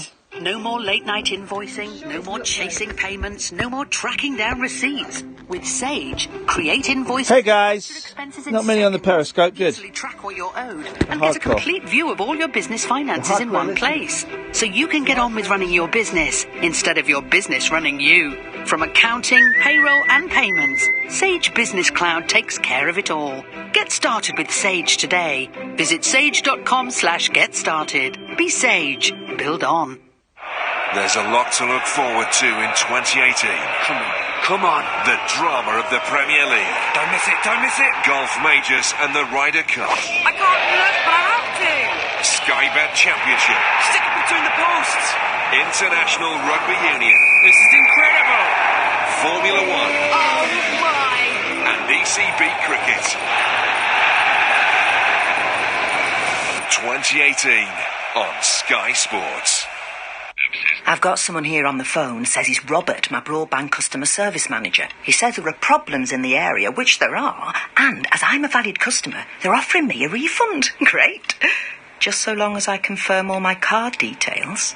That tells me Robert is not who he says he is. My money? My info? I don't think so. Always question uninvited approaches and never give out personal or financial details in case it's a scam. Take 5 to stop fraud. Dead of night discourse for disco queens. I'm related to Jed Wood and Dolly Parton. Dairy farmers Aye. and distant fathers. Yeah, whatever. The late night alternative with Iain Lee. Doing lots of things that we don't know about, we can't control. On Talk Radio. Yeah, it's great. We're just, I don't know. I'm frustrated by my lack of innovation tonight, and the constant laziness of falling back on the old tropes. So we're chucking everything out the window tonight. Tomorrow we're going to do 3 hours of call straight to air, so that'll be fun and stupid and silly, and we kind of know where we're going to go with that. But tonight, a really flat first 30 minutes. My fault, not in any way criticism of you people who've called in at all. It's my fault. If the show ain't working, it's down to me. Kath to a certain extent, but primarily it's down to me. We're the ones that make the show. We're just chucking everything out the window. Don't really want calls, but if I see a number flash up that I don't recognise or a name I've not seen for a while, then I might take it, and we'll see if, they're welcome to join in the conversation. Otherwise, meet Kath and Sam, doesn't normally get to speak on the air. We're just going to chat. Let's just take this one. Hello, line one. Hello, Ian. Oh, fuck you, Ian. Okay, thank you very much indeed. There we go. That was great. That was...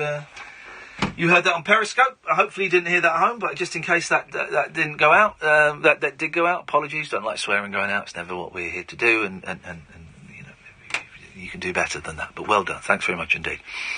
Colin Williamson isn't enjoying it. Desperate stuff from Talk Radio tonight, says Colin. Oh, Colin Williamson's always moaning. Is he? Let's have a little look at his history. Oh, Colin Williamson's that prick. Yes, the one with the Oh, God. Oh, Colin. Colin... I'm not going to launch into Colin. But Colin has been listening and for moaning months.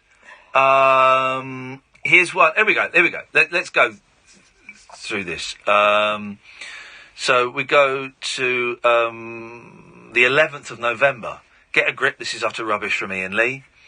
We go to the 24th of August. Ask the boss tomorrow what your audience ratings are and let us know. Might be interesting. That was just before our audience figures went way up. He's been listening for months, and he just constantly slags us off. God, oh God Almighty. My sister said, just thank me for reminding her about the magic pyramid that Mum had. Don Gibson on Twitter says, I was invited to Uri Geller's house in Berkshire, and I hate the fact his name is Uri, not Yuri. Uri Geller's house. His office was a big glass pyramid in his garden. You could see it on Google Earth.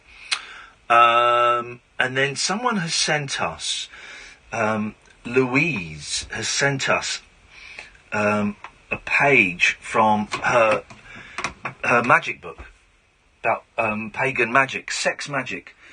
Desire, this chapter is not meant for teen witches, it's strictly for adults.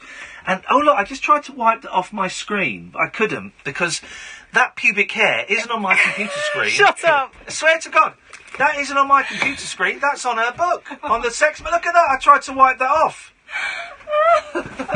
I tried to wipe that off there. It might be a cat hair. I don't want to be stereotypical. But... Desire is the force that holds the very atoms of being in place. To celebrate your lust, therefore, is to participate in the creative nature of the universe. For behold, all acts of love and pleasure are my rituals. Wow, sounds horny, huh?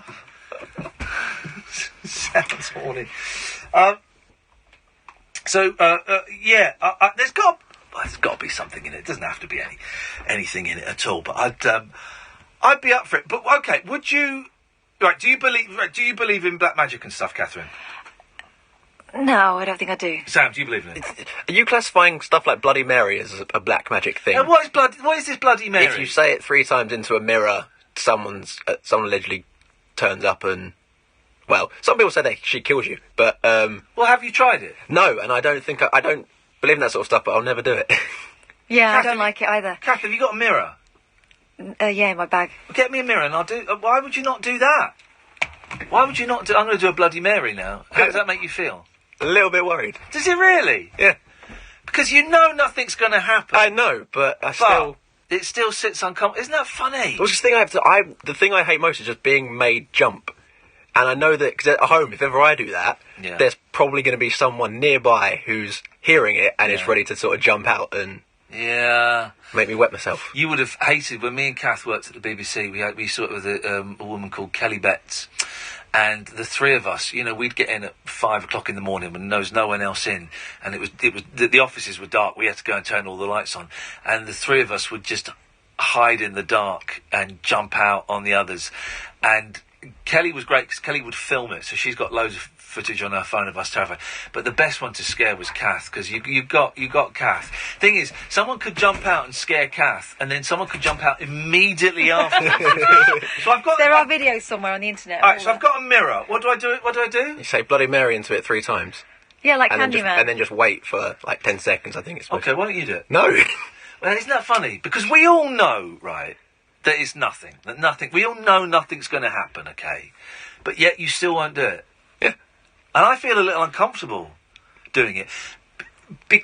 It's all in the mind. This is the thing that I learnt in the jungle, right? Not I learnt in the jungle, that was made painfully clear in the jungle, is the amount of the fear that is in the mind, right? The scariest challenge, it's only a trial if Ant and Dec were there, the scariest challenge that I was involved with, and it wasn't scary for me, but it was scary for Amir, was the one where he was dressed up as a cat, and he couldn't see anything. So this big cat outfit on. So first of all, his whole body was protected because it was covered in this cat thing, and he couldn't see anything. And I had to guide him through like a shop. I was watching security footage, and I had to guide him through, and he had to get these things and put them in a sack.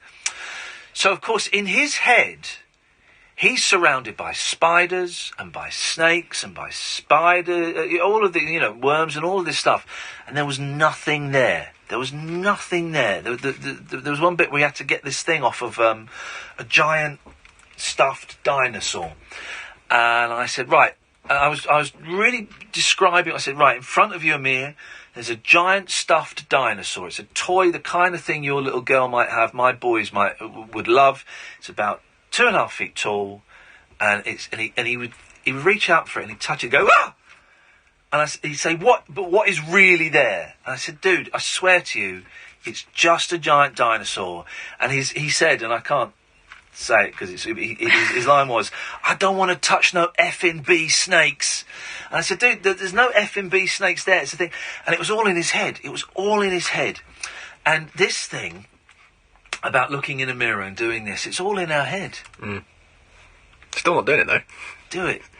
Do it. Go on. Come on, Sam. You can do this. You can do this. Now, just to say, right, if Sam dies tonight on the way home, we come in tomorrow and there's like Emma or someone out there, and we go, where's Sam? Have you not heard? No, what happened? He was found with his face and his gonads ripped off. Whoa! Under a train track. And but his body had aged 100 years. That'd be wicked, wouldn't it? Okay. I'm going to phone in sick tomorrow now just to scare you. If you phone in, though, it kind of undermines the whole thing, doesn't it? Didn't think that through. Unless you go, I can't come in. Go on, let's be having it. Go on. Don't have to. This mirror's very... I don't know this. Oh. Bloody Mary, Bloody Mary, Bloody Mary. I'm alive, it's a miracle. What is that? Go away. and look, nothing happens. Nothing happens while you're being watched. Oh, don't. And nothing happens. And someone's just tweeted, boo. So I'm keen, if we can find... Have you found any black magicians, any witches? I have contacted... I don't want white witches. White witches do my nut in. Well, Hello, I'm a white witch. I've contacted a woman in America who's like the go-to for all things Wicca. I don't want to go to America. I want to do it like in Oxford or something, Oxfordshire. Oh, I was just going to get her on the phone. Oh, This is okay. an introductory thing. Oh, yeah, we'll get her on the I'm phone. casting my net wide. Yeah, but Because, I don't. people are not up. I don't want one of the black magicians. Let's come up to the. Just half Busy. an hour. It's their time. Yeah. Busy. And I don't want a white witch because white witches do my nutting. No, we just can't. We just do nice spell. I don't want any of that. I want someone who's going. Yeah, we slit a chicken's throat at the stroke of midnight in a pentagram, and we have sex in its blood, and we summon up the devil. Those are the people I want to talk to. Those are the people. I'm guessing they might be a bit busy. Like catching a chicken. I don't know if they... Could you kill a chicken if you had to? If I had to, yeah. Well, okay, what would... What because by its very nature, I would have to. Well, would you want to kill a chicken? No. Would you not? No. Would you want to kill a chicken? I wouldn't want to kill anything. I would like to. Would you? I would actually, yeah. Oh, why? Well, I would, and I've thought about this a lot, because I was a vegetarian for a long time, like 26 years, and I've been eating meat for maybe about 4 years now. And it's really made me question, food and where we get our food from and how it's farmed and how it's processed and what is acceptable and, halal and kosher and how, we, in inverted commas, kill meat and what the differences are and all of this stuff. And it's also made me think that at some point I should kill something and to eat it, not just for for shits and giggles, but if I'm prepared to eat stuff that has been killed, then at some point I should probably kill something to see if I still feel comfortable eating meat. But you're not a professional, so the way you do it is going to be really bad for the animal. No. I would do it the way I believe professionals do it. I would stamp on its head. I thought they snapped their neck. Oh yeah, okay, I do it that way. No, I would. Well, this is it. I would snap its head. When I was up for going on Bear Grylls The Island, I was all about finding a wild boar and slitting its throat. I mean, it sounds harsh and it sounds horrible and macabre, but that's the reality of food. You eat meat, don't you, Sam? Yeah. That's the reality of our food.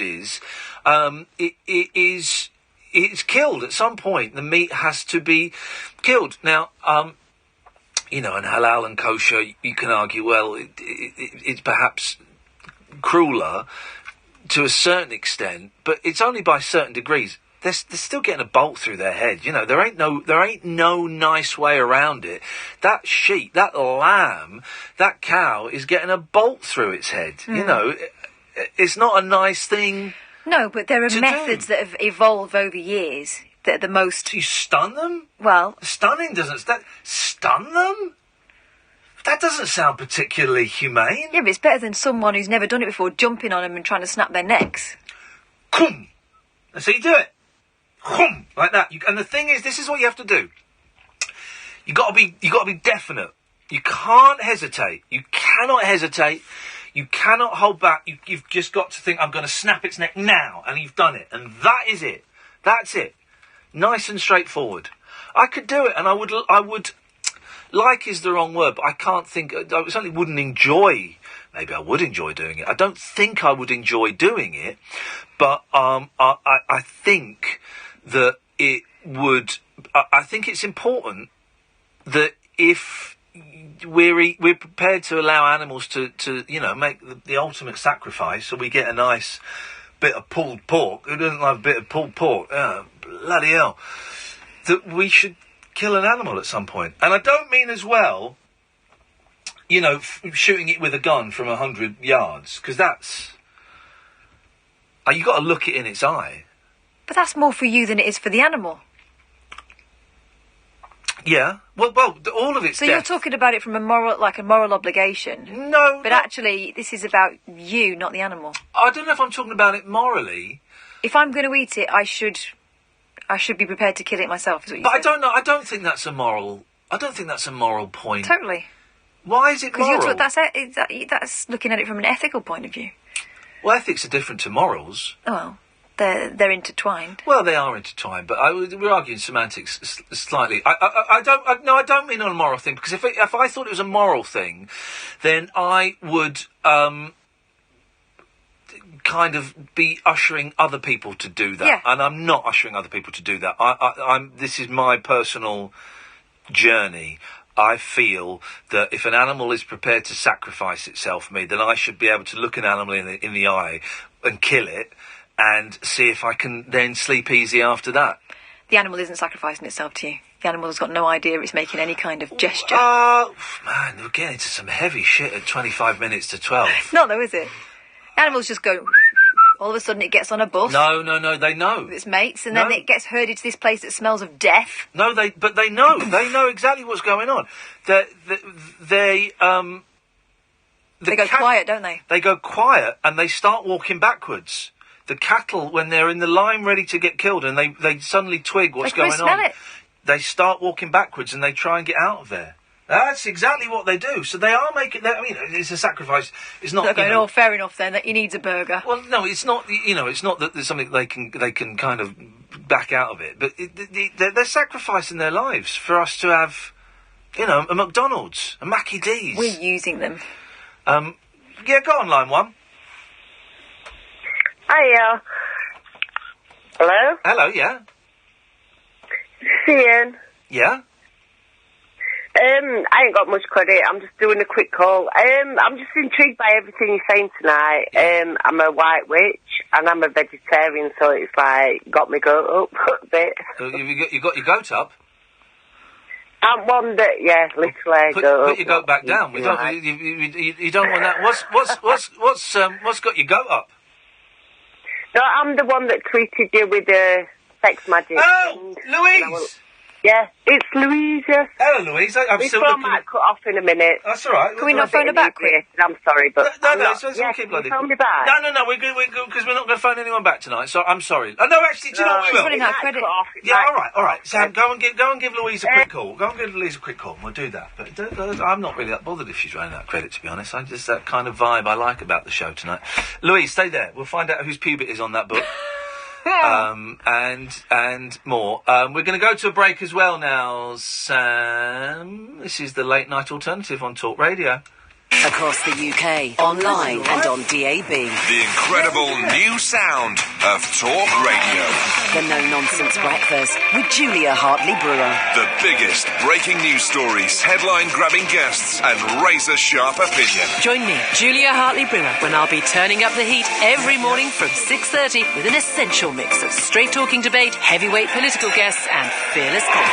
Waking up the nation with a brand new breakfast conversation. The No Nonsense Breakfast with Julia Hartley-Brewer. Weekday mornings from 6:30 on Talk Radio.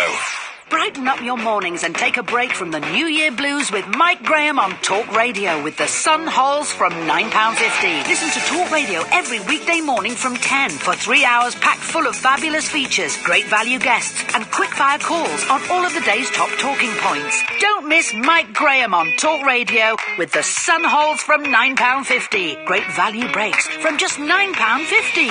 For more information, go to thesun.co.uk/holidays. When I decided to teach, I had a lot of worries. Am I going to be good enough? Am I going to be able to control a class? But I had an absolutely brilliant mentor who really developed my confidence. She was everything I kind of aspired to be. He was the backbone of my training. Teaching has a massive support network. I wouldn't be doing anything else. It's the best job in the world. I chose to teach. As a trainee teacher, you'll get great support, including a mentor to build your confidence. Apply now to train. Search Apply to Teach. What seems to be the problem? It's my career. It's broken down. Well, let's take a look. Work-life balance? How's that running? It's not.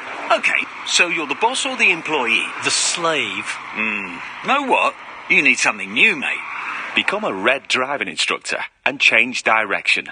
With comprehensive training, job satisfaction and work in your own hours. RED. Get your career in gear. Go to reddrivingschool.com for details. Go RED and get ahead. Whatever you need from your next new car, Auto Trader will help you find the car that's right for you. Whether it's for the newfound hobby or more space for Charles and Bobby. And if paying monthly is your thing, try our new way of searching. Simply pop in how much you want to pay per month, then check out a range of cars available to you. It's that easy with Auto Trader. Auto Trader Limited is a credit broker, not a lender. Terms apply. The new Screwfix catalogue is out now, packed with over 15,000 tools and accessories. And there are over 1,000 prices dropped on some of our top products in store and online. So pick up your free copy of the new Screwfix catalogue in one of our 550 stores today. Screwfix, here when you need us. All the money in the world from director Ridley Scott is now BAFTA nominated for supporting actor Christopher Plummer. Critics are calling it terrific and thrilling. Mr. Getty, how much would you pay to release your grandson? Nothing. Plumber is simply fantastic and compellingly brilliant. All the money in the world. At cinemas now, rated 15. Yes, you can. More specifically, you can in Jan. More specifically, you can get a car in Jan. More specifically, cars in the Fiat 500 range are yours from just £139 per month plus initial rental of $973. That's the lovely little Fiat 500, the spacious Fiat 500L, or the go-anywhere Fiat 500X. Offers end soon. More specifically, don't hang about. Personal contract hire offer available on the Fiat 500 range until the 31st of March 2018. Initial rental and monthly payments will vary depending on version. 48-month term and 6,000 miles PA, subject to status, leases. Experience the unconventional. Hello? The unpredictable. Don't you think that's a bit weird? And the completely unorthodox. It was my birthday. With rule-free Iain Lee. I was just trying to generate a bit of content. The late night alternative with Iain Lee. Hate alarm clock. Hate going to work. On Talk Radio. That's what I was trying to do. I was trying to generate a bit of content, and I wasn't feeling it. I felt like a fraud. So tonight we've just chucked everything out the window. It wasn't really working, the show. It was a bit flat. And many other presenters would have considered it a solid start to the show, but it just wasn't filling me with joy, and I felt like a fraud. So we've chucked everything out. I'm not really asking for phone calls this evening. It's just me, Iain Lee. Good evening. Kath is here, and Sam's going to come and sit with us in a bit when he's finished. He's poor lad. He's got to do all the technical stuff out there, then come in and join in, and we force him to do black magic spells, and then we'll kick him back out again. Now, is it Louise or Louisa? It's Louise. Louise. Thank you, Louise. Go Wales. So you sent us, I can't see your tweet now because I've just had to scroll through 200 tweets, but you sent us a picture of a magic book with a pube on it. My dog's there. Okay. It was your dog's hair. All right. I'm a clean lady. Okay. Oh, there you go. Well, that's... Tidy work surface is always something we should be proud of. I don't do body hair. I'll just put that out there. On air. Yeah. Okay, so give us... Because here's the thing. Can we speak frankly? Yes, Mr. Shankly. Yes. I'm mistrustful of white witches. Excuse me, sorry. Hang on, I've got my son echoing downstairs at me a minute, sorry. Just repeat yourself, sorry. Yes. I am mistrustful of white witches. Why? I don't get that, why? Because what is the point? What do you mean, what is the point? What is your why? What is my why? Yes. It's to help people with the healing spells, with the love spells, to help people find love. We do it, like I said, with the healing spells, to help people recover from illness and stuff like that. It's all about putting positive energy out there.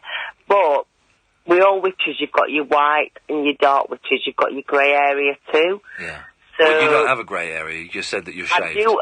No, all witches have got a grey area. Right, we're you've got your yin yang, your dark, your light. Yes. Everybody's got that grey area. Well, hang on, there's no grey... let's get pedantic. There is. There's no grey area in yin and yang. There's yin and yang. Yeah, which is your black and your white, which is representing your good side, your dark side. Yeah, but there's no grey area in yin and yang. Okay, all right then. There might not be a grey area. But I suppose we sort of like... You know what she means. Stop being tight. But I want to get... No, I tell you why. I'm not saying this for a laugh. I'm not saying this for a laugh, Louise. I want to get this absolutely spot on. So I am going to pick up on things like that because I want to get this absolutely spot on because I'm fascinated, right? And I really appreciate you calling in, and I really appreciate you sending that picture. Okay, so are you saying then that this grey area, is it like being... I'm trying to put it into terms that I can understand. Is it like being tempted by the dark side? No, I'd say the grey area just represents everyone in humanity, I suppose, if you're going to put it cheesily. It's like everyone's got a good side, a bad side. Yes. But majority of people live on in the grey area, which is like, you all think good thoughts, you think bad thoughts. Okay. So, a lot of white witches, sometimes, if we're pissed off, we won't go deep into the black side, which I suppose can get called, like, dark magic, satanic magic. Yeah. But if someone pisses me off, I will X them. And I've done that before. And I know you might think it's a load of bollocks and you don't believe in All right, it. just Sorry, am I allowed to swear? No, well, okay. Well, I think we've used up all our swears for this month. Yeah, sorry about that. No. Well, listen, but so go on. What? So that's not a very white thing to do, is it? Put a hex on somebody. It's not. But this is what I'm saying. People perceive white witches to be all angelic. With and great power like, comes great responsibility. And fluffy and light. We humans end of the day. So if someone gets us angry, we're still going to deal with that in our way, but not as deep as someone who's into black magic would. Okay, so what would someone? My signature call. If someone, I didn't ask that. I wasn't going to ask that. I want to know. I want to know what someone did to warrant a hex, and what hex you put on them. Well, this is exactly what I was just going to say then. My signature call is if someone is really irritating me, talking ill of me, or doing something bad against me. My signature thing, if someone's talking bad about you, my first call is to give them a sore throat so then they can't no longer talk. Hang on,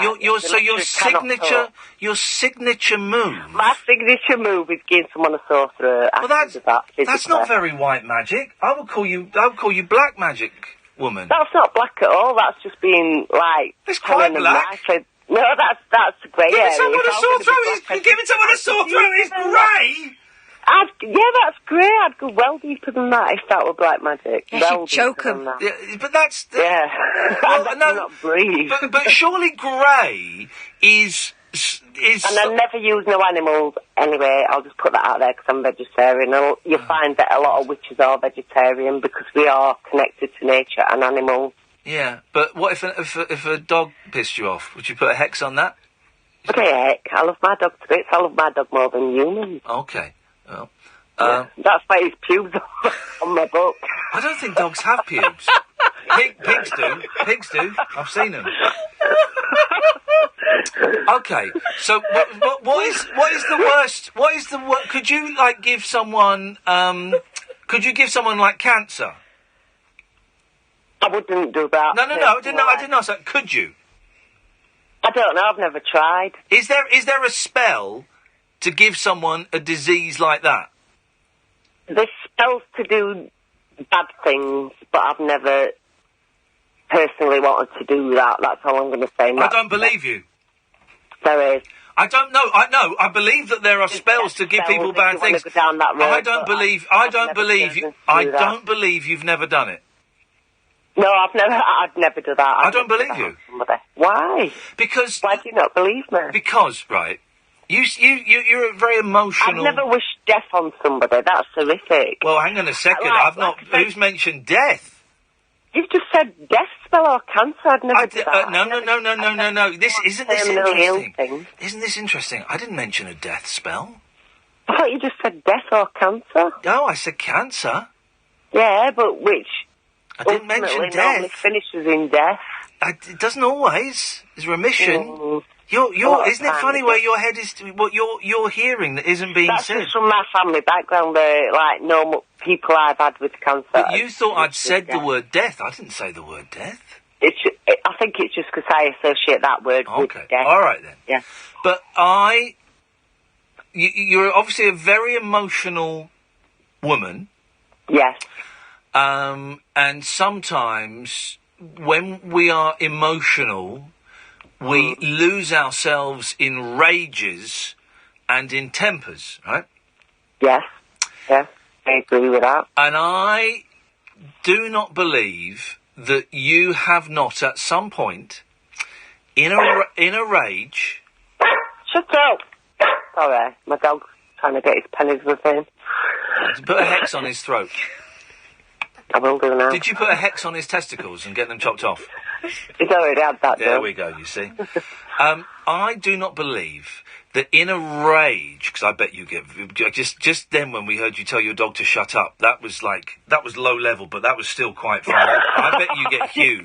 That's because he left that pubic look, see. He's embarrassed me tonight. So I do not believe that you have not, in one of your wild, sweeping rages... done a really bad spell on someone. I want you to die. I'm not like one of them. Can you do me a favour, Louise? Can you just, in that voice you just did it then, can you say midnight? Midnight! That's her! That's her! 40 years later, we found her. You're the woman that phoned up my house and scared the life out of me when I was a kid. Did you get hexed as a kid? Yeah, I got hexed as a kid. Really? Well, in as much as someone phoned... Here's the story, right? I was about 6 years old, and it was late at night. We waited for my dad to come home. I think Morecambe and Wise was on, and there was a phone call. It was quite, say late, it was about 9 o'clock, and my mum answered it. And she put the phone down, and she's like, look, weird. And I said, Mum, who was that? Who called? She went, oh, I don't know, but it was terrifying. It was this voice, and this woman just went, midnight, and then put the phone down. And I'll be honest, Louise, that is the single most terrifying... Shut that bloody dog. That is the single... Oh, it's a common witch. That is the single most terrifying thing that has ever happened to me in my life, and the worst example of bad parenting, of many. You know, this is from a woman who bit me to stop me biting my sister and the cat. That was the worst bit of parenting she ever did. Oh my God! Okay, but what would you have to do to put a bad spell on someone? I mean, if the worse the spell, do you have to, like, slaughter an animal or do it on a pentagram? I've never slaughtered an animal. I wear a pentagram. I've got one tattooed on my back. Oh, so you can do it on your pentagram? I've never actually... She's not answering a single question. Physically slaughtered an animal in it to do a bad spell on there on the... No. Answer your question. Well, that wasn't my question. What was your question? The question was... I told you I'm a bit inebriated. There we go. I'm not as bad as some of your callers. Oh, God, trust me, you're one of the more sensible ones.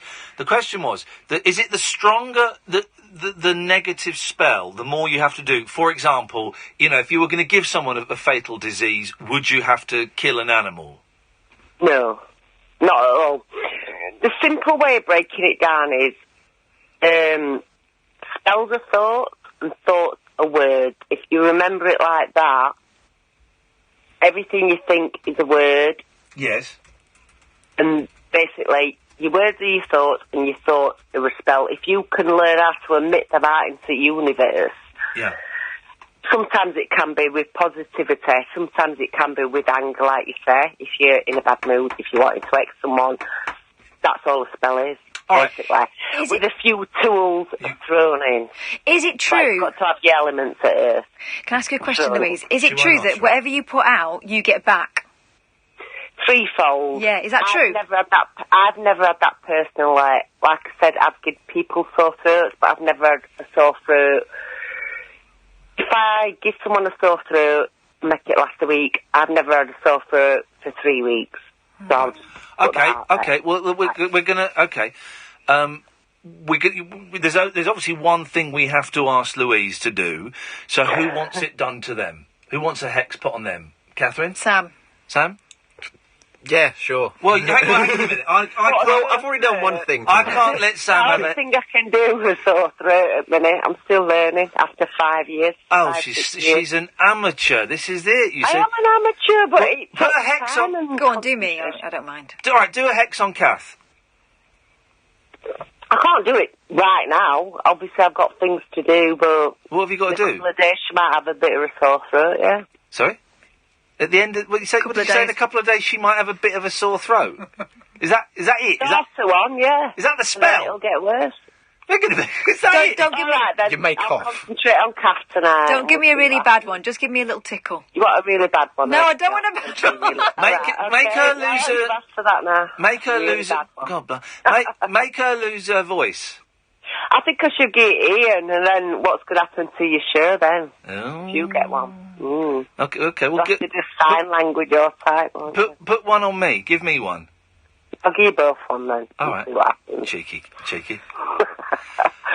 And sex magic, you into that? I've never tried it personally. I've read about it, but it's not something I thought I needed to ever try because I'm all somatic anyway. So you what? She's awesome. I'm all somatic anyway, so I never have to try it. I don't think you're a real witch, but Louise is nice. Nice talking to you. Thanks very much. Ta-ta. Bye-bye. She's going to give me a sore throat from laughing. I don't think she didn't understand any of what magic was. Wow. Sex magic doesn't make you good at sex.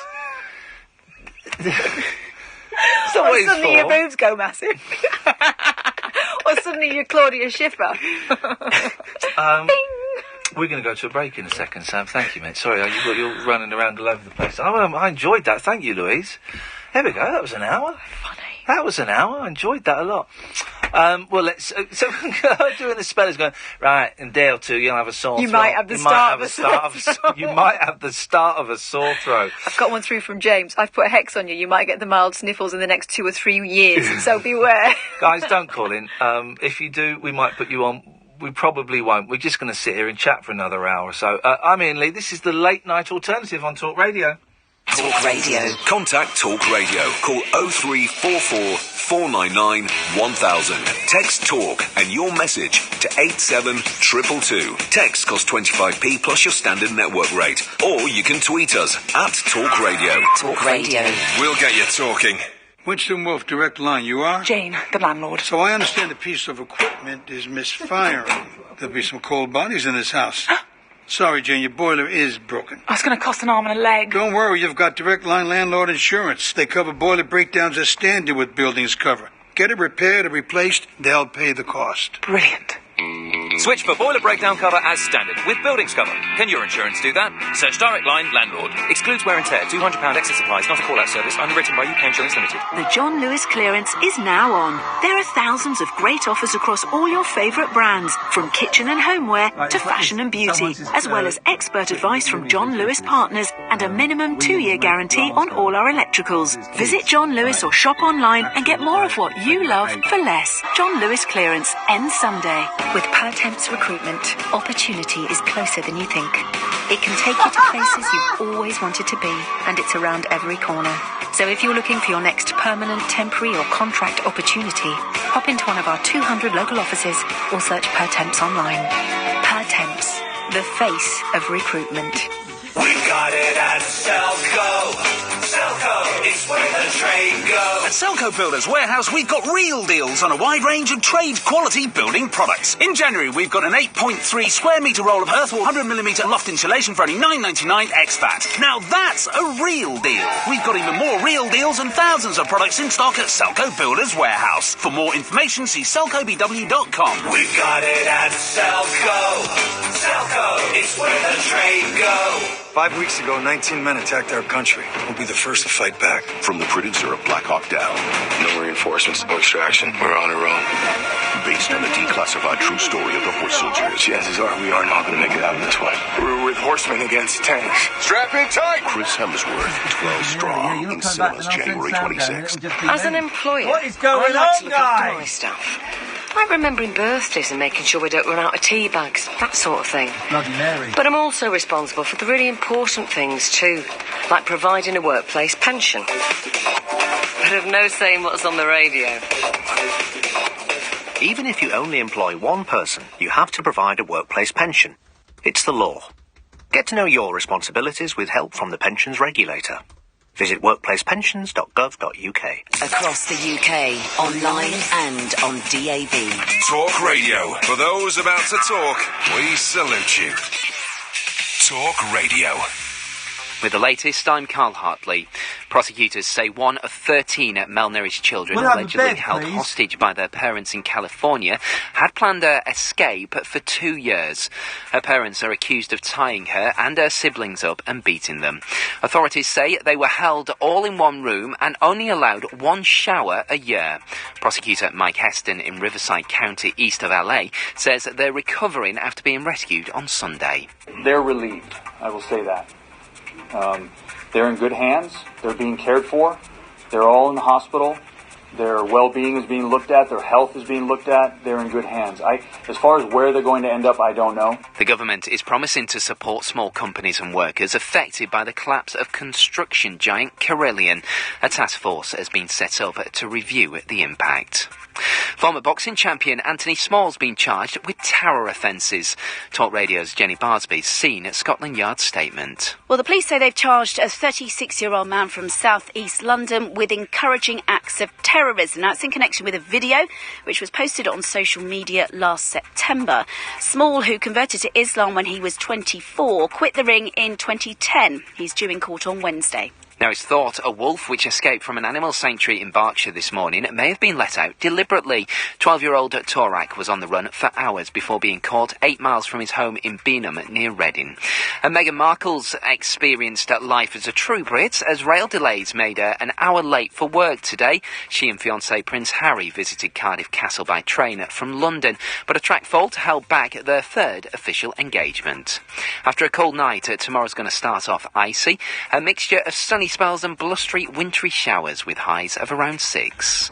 Across the UK, online and on DAB. The wild man of late night radio, Iain Lee. Differently interesting nocturnal emissions from a legend of late night radio. On air and off the leash. The late night alternative with Iain Lee on Talk Radio. We'll get you talking. Well, something weird has happened, right? And this isn't a thing. And if you're watching on Periscope, you'll have seen this unfold before your eyes. Okay? You can watch it on Periscope, periscope.tv/Iain Lee. So tonight we've had Sam saying Bloody Mary 3 times into a mirror. Yeah. We've had a white witch, putting a hex on Catherine and myself. White wine bitch. Well done, well done, well done. And then we went to the news. We're not doing a normal type show tonight because I just can't be bothered with it, right? And during the news, Sam popped his head round the door and said, "Did you order some food?" We went, "No." He said, "Oh, because reception have called up to say the food that you ordered has arrived." And so suddenly we're starting to go, well, this is weird, okay? Now this is a weird thing.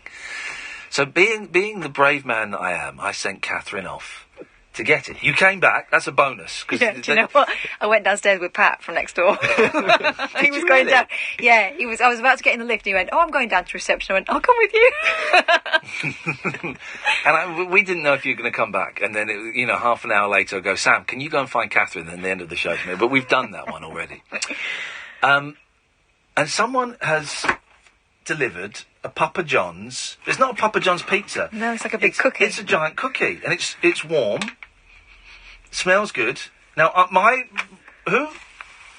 Who's that from, though? Who is that from? My rule of thumb, because there's a great story, and a lot of it has been taken offline, I think, for legal reasons. You can go on, you can get, if you've got enough money, you can get a lawyer and they'll take stuff offline. Well, they request Google take stuff offline. But in 1986, Mike Mendoza, famous radio host, used to work here, ate a cream cake. He ate cream cake at the start of the show. He said, "Oh, I've been doing a cream cake by..." I don't remember it. I used to have it on tape. I haven't got it anymore. "I've been doing a cream cake by Michael." And that was Steve, wasn't it? Stephen in South London. So I'm going to chuck into this. And it had been laced with LSD. And it was when Mike was doing like a 5-hour show overnight or something. And by the end, it was a gibbering wreck. He didn't make it to the end of the show. I think he got about 2 hours in and someone saw what was going on and steered him off. So I'm always reluctant to eat food that has been sent in by a listener. But I don't think Papa John is a listener to the show. This can only be... Or someone's got a Papa John box. Oh, God, I bet... Let me just check Papa John does big cookies. Well, it doesn't taste salty, so that's a bonus. Papa John. Let's have a look. Let's see if he does that. If he doesn't do cookies, you're eating something unexplained. That's what Howard Hughes says to the ladies. All right, hang on. Let's see what we got here. Hang on. I don't want to register Papa John. I just want to see what you're selling. I would never think of getting a delivery from that gentleman. No. Or to go, what I need about this time of night is a massive cookie. I'll be honest. That's amazing. Right, hang on. Let me have a look in here. I'll pretend I'm going to order and then he'll show me his wares. Hang on. Okay, yeah. If you thought the last hour was shambolic, you're now just listening to a producer trying to find an online menu. Giant choc chip cookie. It looks similar. You're probably safe. Do you want some? Or something else still could have been put in it. Heroin. I'll be the judge of that. Seed. Cattle, no. That smells fine. Sam, we're all doing it. We're all taking it. It's delicious. A bit dry, but it's delicious. The best warm cookies. Thank you, Sam. We've got another piece each in there. The best warm cookies are from Domino's. You get 4 hot cookies. Oh, too much though. Oh, I know you don't. Well, I end up eating all 4 cookies. I love it. They are great, aren't they? Yeah, we always have to order a box each because we can never want to share. Oh, they're amazing. Although, when I was in the jungle, sorry to keep going on about it. Everything seems to go back to that at the moment. I'd noticed there's a gelato place near me in Windsor, right? A really nice gelato place. And I take the boys there, and the boys, despite all of these wonderful options, they always have strawberries and cream crepe, right? And we order from the adult menu. We don't go from the kids menu. They want that. And I noticed before we went away that they'd introduced hot cookie dough with ice cream on top, right? As a thing. And in the jungle, I built this up into this big thing in my head: hot cookie dough with ice cream. What hot cookie dough with? I would fantasize about it because all you do is think about food a lot. And when I came out, one of the first days back, I took the boys there, and I had the hot cookie dough with ice cream. And it was a bit sickly. Yeah. It was really disappointing. So when I go there now, I've had enough of that. you had enough of that? Yeah. Full up now. When I go there now, I have a good old-fashioned banana split. Do you? I have a banana split. And do you know what? This is what got me thinking, right? And this time I had a banana split and it had loads of strawberries with it. And I thought, nah, even this is too much. They're trying too hard with desserts now. They're trying too hard to make them too fancy. I mean, the boys get these crepes and it's, you just think, well, that's kind of the limit because it's continental. But these gelato places, you get these menus, these huge menus, and they're all these different combinations of, you get the, ice cream in a waffle cone now, don't you? When I was a kid, an exotic ice cream was a Popeye, which was a cone, a Mr. Whippy cone with an ice lolly stuck in the top. That was as exotic as it got. And all of this stuff now, I do think they try too hard. Too much choice. I just think everyone needs to just go back. It's like, what I would really like is for someone to re-release an old album from the 60s or 70s, just exactly as it was. No bonus tracks, no demos, no unreleased alternate mixes, no live, nothing. Just release the album, because I'm sick and tired. Everything has got to have more and extra. And I like these box sets with the extra stuff and all the big bit. But just release it as it was, guys. Also, sometimes there's a reason why it got left off in the first place. It wasn't as good as the rest. Yep. There's a withheld number calling. Right. We'll try it, but be prepared for it to be someone unfunny. Hello, caller. On they go. All right. Well, that was disappointing more quickly than I thought it was going to be. Well, these things often are. How's your throat feeling? I'm fine. Yeah. Yeah. Well, it may happen in a day or two. Yeah. We just don't know. No side effects from the Bloody Mary, Sam? No, but I keep feeling the need to look over my shoulder. Well, you should do. See what's behind you. Have you ever punched anyone? Yeah, a couple of times. Oh. I went to an all-boys school. Brawls were a standard. Well, first of all, well done for using the word brawl. Yeah. Because that wasn't expecting that to come out of a young man's mouth. Punch them with your full force. Yeah. In the face? No, chest. I've not smacked someone properly in the jaw. What does it feel like? Hurts your hand. Really? Yeah. And it wasn't in the chest. The chest is a strange He was place. a very tall guy. I wasn't the tallest of people growing up, I was always really, really small. So were you just swinging? And so, yeah, it was literally just, this went straight out in front of me and I connected with the top of his chest. You never did a foot to the ghoulies? No. I wouldn't do that. Too gentlemanly. Bruce Lee, of course, Jeet Kune Do. What's the Krav Maga? You know Krav Maga? No. Isn't that what... I thought you were Mossad. Isn't that what they... Oh, I wouldn't be able to tell you if I... Isn't that what they... is Mossad the Israeli Secret Service? Isn't Krav Maga, I think, is the martial arts that they use, and basically it's the same as like Bruce Lee's thing, like anything is a weapon, like, so I've got a pen here. That glass. Papa John's box. Papa John's Give box. me a nasty paper cut with that. Everything around you, is a weapon, and can be used. And I do think in a fight, I've never punched anyone. And it's my one regret. I've been punched hard in the face and knocked down. I've been kicked in the face with a Dr. Martin boot on. It was horrible. I was getting dragged across a field by these young gentlemen that worked at a fair. Me and some mates, they were dragging us away from the fair into the darkness, and I thought, I'm going to get bummed and murdered here, and it was horrible. And then some woman was walking a dog. Hey! Oh, bugger off! Leave! Hey! And we got up and we ran away. Good God! Oh, it was horrific. So I felt a boot in the face. Like, imagine someone kicking you in the. I think they kicked me in the eye. I seem to remember in my left eye.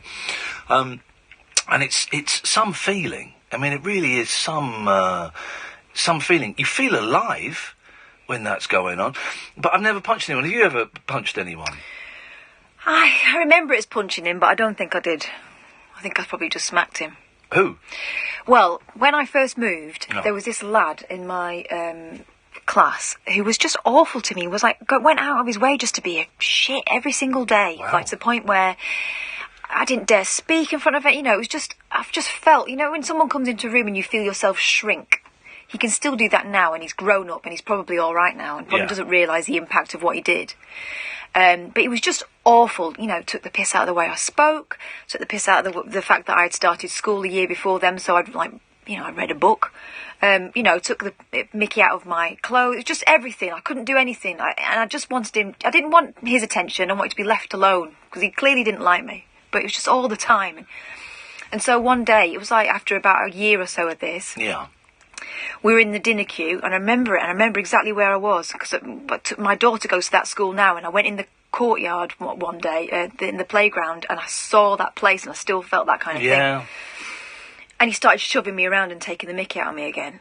And out of nowhere, I just sort of wheeled round and smacked him in the face. Wow. With a fist, open hand? I think it was a fist, but I can't remember, because it was like red mist, and I've got quite a bad temper. When I lose my temper, I lose my temper, and I'm kind of outside myself. You know, that moment where you sort of hear someone talking and think, who's that? Oh, hang on a minute, it's me. Yeah. It was that, and I just remember him falling backwards, and he was tall compared to me, and all his mates laughed at him. He never spoke to me again. Wow. So it something out of an 80s film. Yeah. And all that time, you know, Mum's sort of going in and saying, you know, she's not happy at school, can we sort this out? And the teachers were sort of, oh, we'll keep an eye on her and stuff, and violence worked. I think it does sometimes. I think it does. I think embarrassing him is what worked. Yeah. Yeah. And that was a definite turning point in sort of what happened to me at school. Hello, caller. Hello, Ian. I called earlier and I swore. I mean, I just had to say it was all in jest. You were talking about swearing at celebrity, so I thought I'd be the clown who'd call in and swear at you. But people on Periscope are saying you took it a bit to heart. Well, did you drop? Did you drop the F-bomb? Yes, it was all in jest. Well, no. Well, no, I didn't take it to heart. It wasn't funny, and B, if that gets broadcast, then I could lose my job. But is that after the watershed? There is no watershed in radio. Yes, well, I mean, like I said, you were talking about swearing at celebrities, so I thought I'd be the clown who would just call and swear. I mean, I was laughing as well, so I mean, I respect you and I love what you're doing, but, you know, thought I'd just clear that up because people... Well, I appreciate you doing that. Would you like to apologise to the listener?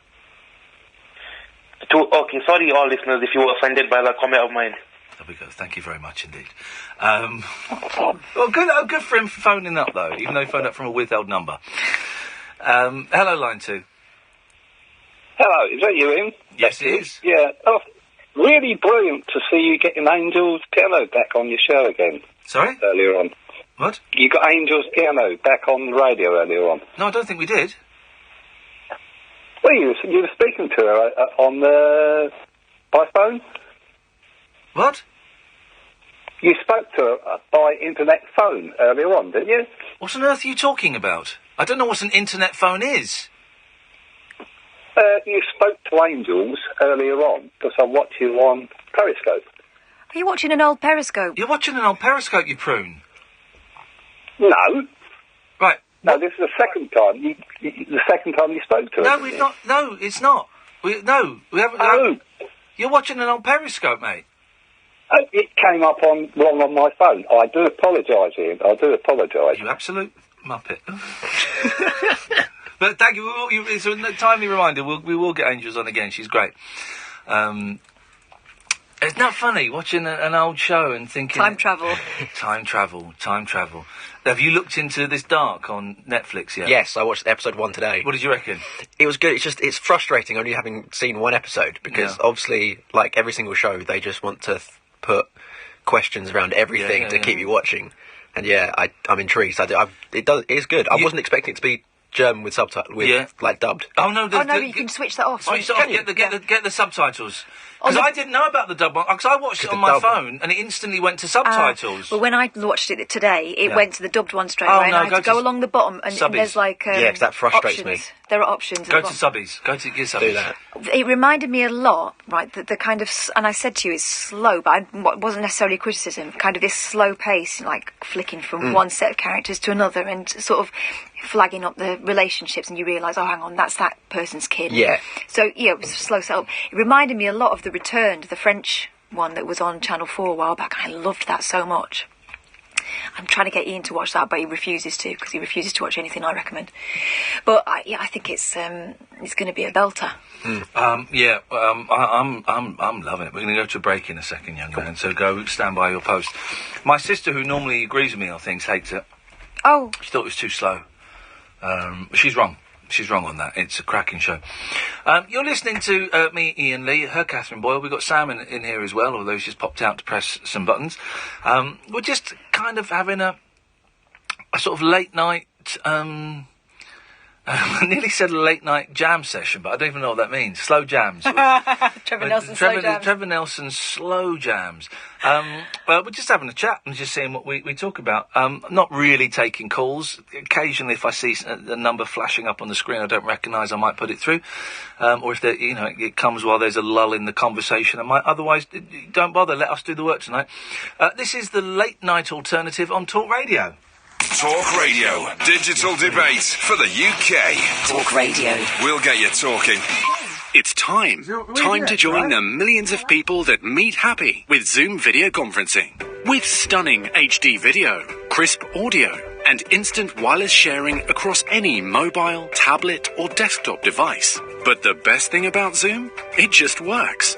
So ditch the distractions, join the movement, and meet happy with Zoom video conferencing. Visit zoom.us to set up your free account today. That's zoom.us. Zoom video conferencing. 5 weeks ago, 19 men attacked our country. We'll be the first to fight back. From the producer of Black Hawk Down. No reinforcements, no extraction. We're on our own. Based on the declassified true story of the horse soldiers. Chances are we are not going to make it out of this one. We're with horsemen against tanks. Strap in tight! Chris Hemsworth, 12 Strong, in cinemas January 26th. Are you ready for this? Or a bit of this? And obviously this. Mom, please can I have another ice cream? If you've been nodding along, then it's time you joined the millions of others with the Sun Halls from £9.50. Haul yeah! Pick up the Sun and start collecting today. T's and C's apply. Why let the thought of your tax return peck away at you? Tax.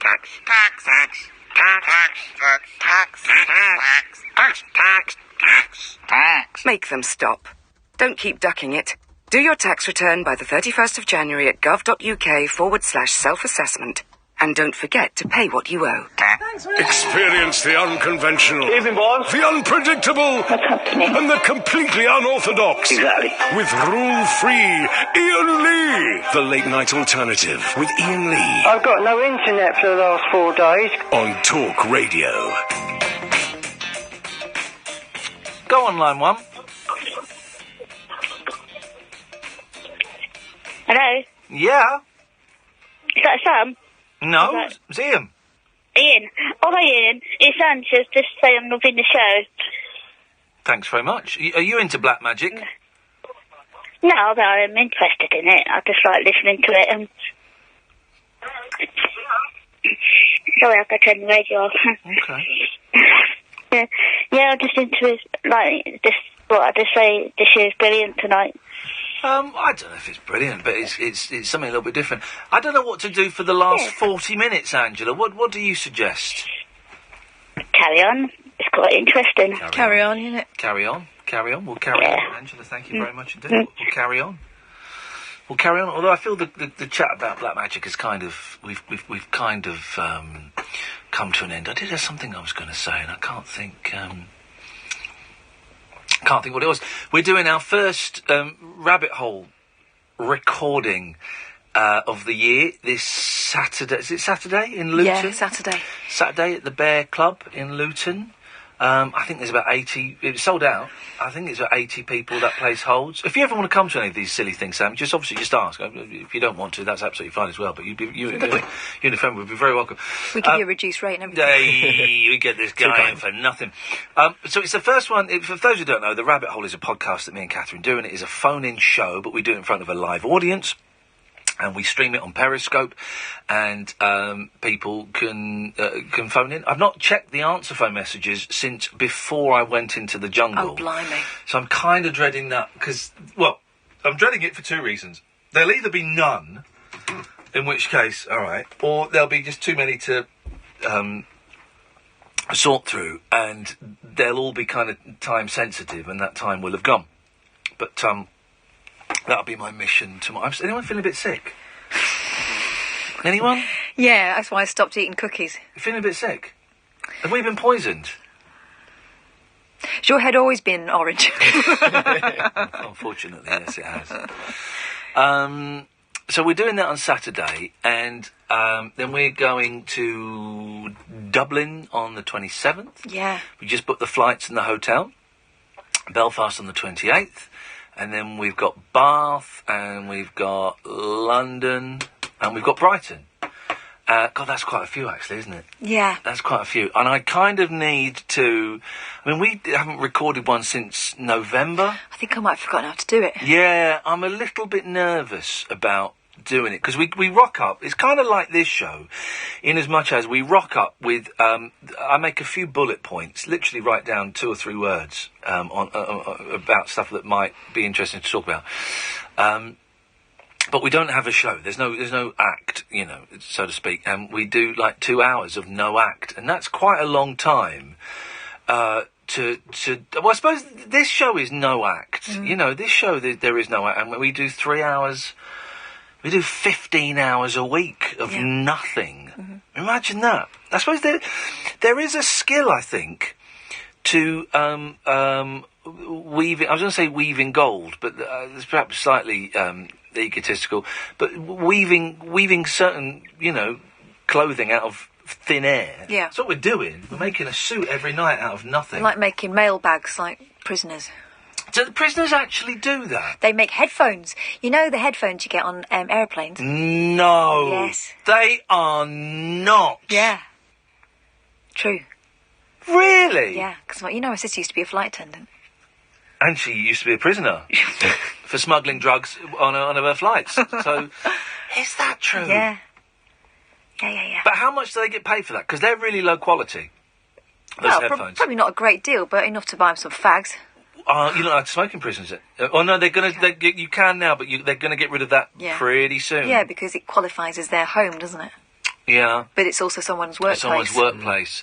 Imagine being in prison for like years.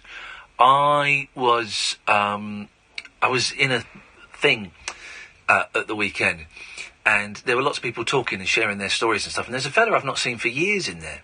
Not seen him for years and years and years. And an old guy, probably in maybe in his 60s, I don't know. And he was saying about how he'd been away in prison for years. It's not the reason I'd seen him. He'd been in prison. He's been in prison before, before I knew him, probably. Yeah. And then, and I've just not seen him because I've not been to these places.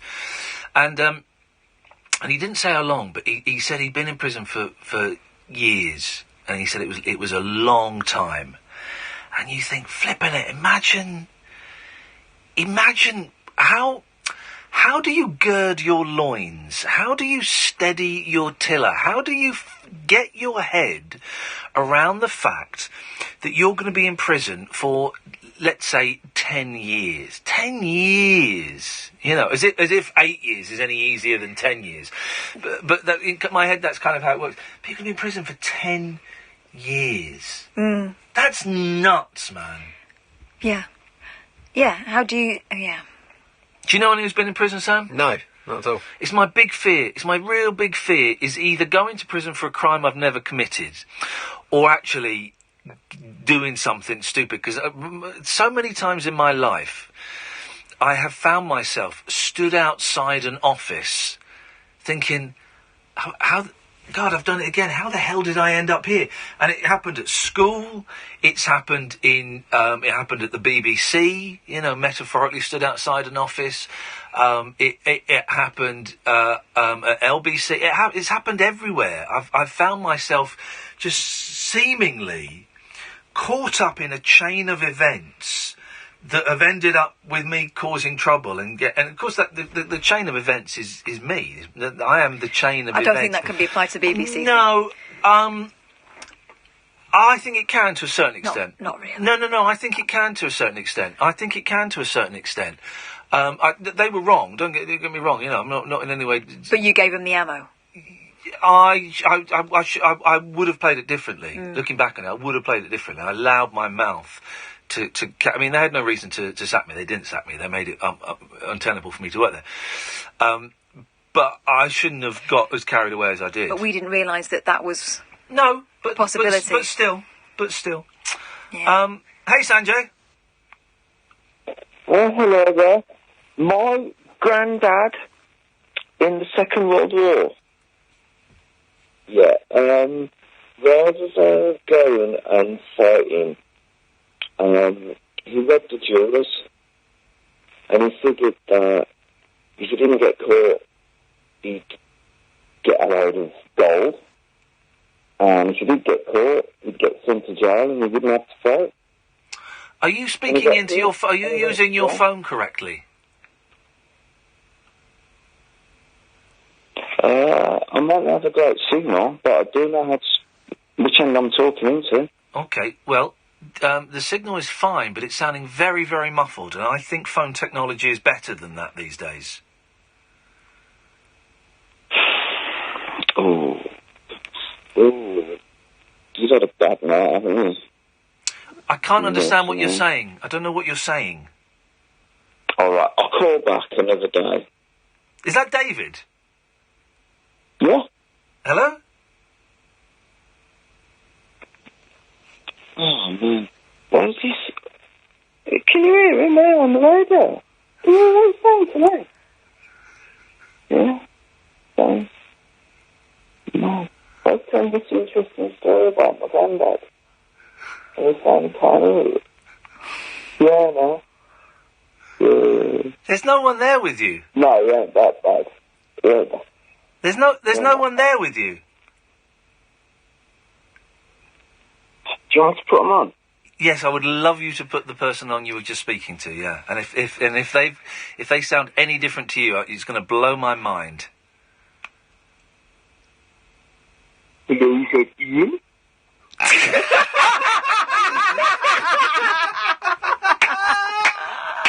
Oh, well played. Good effort. Well played. What a plum. That was wonderful. That was delicious. We're going to have another break, Sam. Sorry, dude. We're getting more... isn't it funny? Low numbers on the Periscope, which is fine. I'm just saying these things out loud. But I'm at about 600 tweets tonight. from people. A lot of them from people saying this is the worst show they've ever heard, which is great, fantastic. You can't switch it off, can you? But a lot of people saying they're enjoying it. And, it's, so we've got another 30 minutes. Then Paul Ross is on at 1 o'clock. Paul Ross is on between 1 and 5. Then between 5 and 6:30 it's James Max, which I will never get to hear because, not because I dislike James. I like James a lot. He's a really nice guy. I went to a Spice Girls concert with him. But just 5 till 6:30 is a ridiculous time of the morning to be alive. So it's been a long time since I've been up at then. And then, of course, Julia's doing breakfast. This is the Late Night Alternative on Talk Radio. Across the UK, online and on DAB, the Independent Republic of Mike Graham on Talk Radio. Blasted rhetoric from the Banana Republic for people who think capital punishment isn't going nearly far enough. Join me, the Reverend Mike Graham. Revolutionary, rebellious, rebuilt, rebranded. Dangerous mid-morning debate with the great dictator. The Independent Republic of Mike Graham. This morning from 10 on Talk Radio. The Late Night Alternative with Iain Lee on Talk Radio. We'll get you talking. All right, the cookies are from Kadir.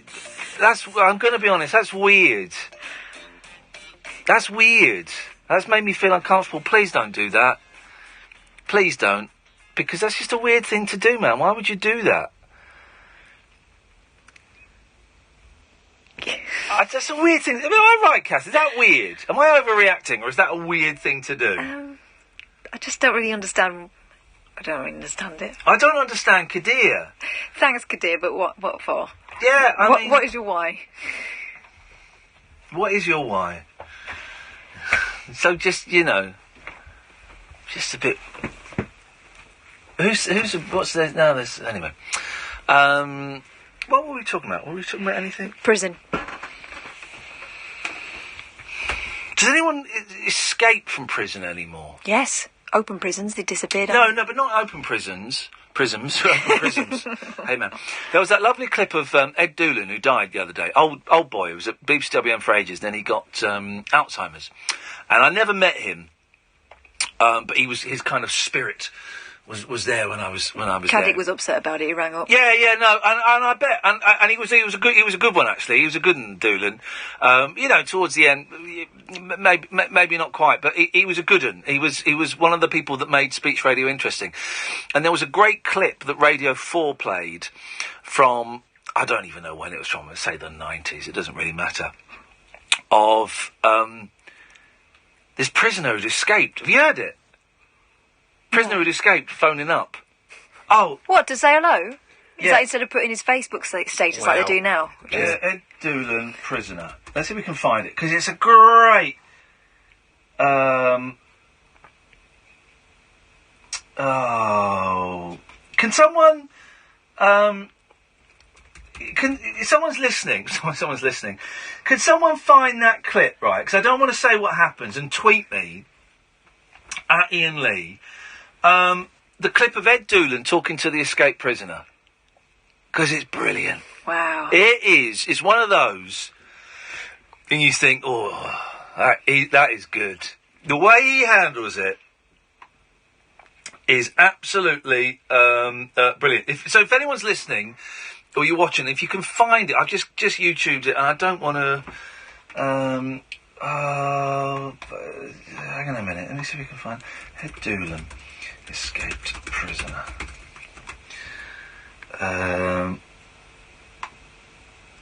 He was from Australia, 76. He was,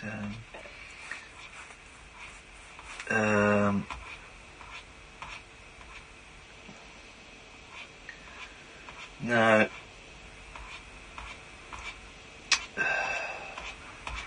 No, I'm not going to find it.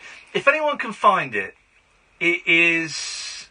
It's a really, really great clip. They played it on PM on Radio 4, and it was brilliant. This very troubled. He sounds like a young person phones up, and Ed's this kind of very sort of strong, secure voice. It's great. It's great, and for me, it sums up what the excitement of what radio can do, and why late night. It was a late night show, late night phone-in radio, man. You're not going to get that on the breakfast show. Some guy phones up, I've just escaped from prison. You're not going to get that. You're only going to get that at stupid o'clock, which is now. So if anyone can find that and can tweet it to me, that would. I'm just clicking. See if anyone has sent it. No. Okay. Well, maybe we won't find it and we won't play it. But basically, this fella says, I've just escaped from this prison, and Ed Doolan says, well, what are you going to do? He said, I don't know. He says, well, you got to hand yourself in, son. I don't want to do it. He said, well, why don't you go? Why don't you just go to the nearest police station? I don't want to go to the police. They're all pigs and bastards, and I hate them. He said, well, why don't you go back to the prison? I don't know. Maybe I should. He said, well, and Ed Doolan. This is brilliant, right? And Ed Doolan says, well, why don't I come and meet you, and I'll take you back to the prison? And the bloke goes, nah. How would that work? He says, right. What we'll do is I'll finish the show and I'll meet you somewhere and I'll drive you back to the prison, and it'll be better if I'm with you. And and he did. He met the lad off air and drove him back to the. I don't know if he drove him to the prison or the police station, but he did. He took him in. He's like Dog the Bounty Hunter, but less of a knob. Yeah, it's wonderful, and it's one of those things where if anyone did it now, it will be copying that. And it's, you can't, it's one of those things. And I was listening to it. I was listening to it at 10 to 6 on Monday or Tuesday, whenever it was, on PM. It wasn't Tuesday, because I don't know wherever it was. And I was getting goosebumps, knowing that it had happened 20-odd years ago, and I'm thinking, flipping out, where's this going to go? Oh, it was a great old clip. And, where is that person going to come from next? Because there are some old duffers at the BBC that don't really deserve to be there. I mean, Spendlove got the boot from the BBC 25 years too late, and he's popping up somewhere else. And I don't want to badmouth anyone, but the guy's a prig. And there are plenty of people in the BBC who've been there way too long. But too comfortable, a lot of them. Yeah, but well. But there are also some brilliant people who aren't getting breaks because those people aren't moving. Yeah, who aren't? Yeah, definitely. I'm trying to be careful what I say, so I'm not going to say anything, because, no one's found that clip. Huh? That's new, well done. Oh, thanks very much indeed. Well, I was about to be rude about someone we used to work with, and then say something honest about someone else we used to work with that could be conceived as rude, but I didn't mean it as rude, so I stopped. Good. Thanks very much indeed. That's called, growth. That's called growth. I'm proud of you. And thanks, Kath. I'm learning. There were some quite good stories in the papers. Let me do a couple of these stories. I don't want Kiddy's cookie. That's weird. That's a weird thing, man. Now I've said that, of course, everyone's going to send us all kinds of stuff through the post, and we get all kinds of deliveries. Give it to Condi, he'll eat it. Yes. Condi. I do like a good story of someone getting bitten by a spider. Oh, right.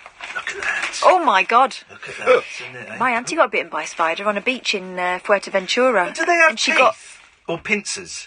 Pincers. She got, what's it called? Then, is it? Is it called necrotizing fasciitis? No. No, cellulitis. Okay. That's some sort of, flesh-eating disease, isn't it? Pubgoer Colin Finch was told he's lucky to be alive. I love stories like this, man. Cheats death. After he was bitten by a deadly spider while enjoying a night out with pals. Colin, 55...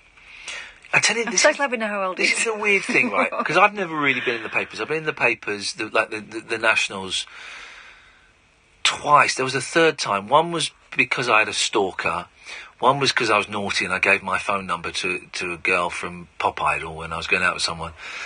That was the third time. I can't think what it was. So I'm not used to being in that. So when you made that lovely scrapbook of all my Diamond Celebrity stuff, it's so weird seeing Iain Lee, 44. It's the strangest thing seeing it written down in like that. You just think, what? You're so not used to being referred to with your age as name and age, and yet that's... Not since you were about 5 and a half. No, exactly. That's what they do. I mean, they didn't get round to, saying he lives in a £1 million house or anything, but they came close to it. Colin, 55, was supping a pint when he felt a sharp sting on his left shin. Assuming it was a mosquito bite, Colin dismissed the pain and carried on drinking. But days later, I love this, he found a lump on his leg and it swelled to the size of an orange. Oh, I was going egg in my head, but an orange even bigger. He was rushed to hospital where doctors sliced open the lump to drain the nasty wound. Colin from Bracknell, Berkshire said, I was told that if it hadn't been treated quickly, it could have been fatal. You don't expect to be bitten by a deadly spider in the local pub. You're right, you don't. I would sue whatever that pub was, I would sue their asses off. Why? They didn't invite the spider in. He got lucky, because if he's not noticed it and sort of dismissed it, that could have carried on crawling up his leg and bitten him more. Well, imagine what it would have done to one of his nuts. God. Yeah. Imagine. Jeez. Go outside, young man, and take us into an ad break at your convenience. Another 20 minutes or so, and then we've got Paul Ross. What a night. What a night for chat. This is the Late Night Alternative on Talk Radio. I'm Iain Lee. She's Catherine Boyle. Across the UK, online and on DAB. Talk Radio. We'll get you talking. Don't be down. See, things are looking up. There's an upbeat upside to 2018 already. Just step up to the Renault Upgrade event. Upgrade your old car and get up to an additional £2,000 towards a Renault Kadjar, all-new Koleos or new Captur. It's up to you. Just order your upgrade by the 31st of March 2018. Visit renault.co.uk/upgrade to find out more. Vehicles must be registered by the 31st of March 2018, subject to status, T's and C's apply, 18+. Retail customers only, participating dealers only. David's hot or not chicken curry. On our very first date, my wife Maria said she loves spicy food. That's lucky, I said. I'll have it too. But the truth is I don't. Never have. So, whenever I cook her favourite curry, chicken Gujarati with green beans and fresh ginger, I add a spoonful of natural yoghurt in mine, and I keep stum. Make your own hot or not curry with our tender, succulent British chicken. Food Love Stories, brought to you by Tesco. Nothing to see here.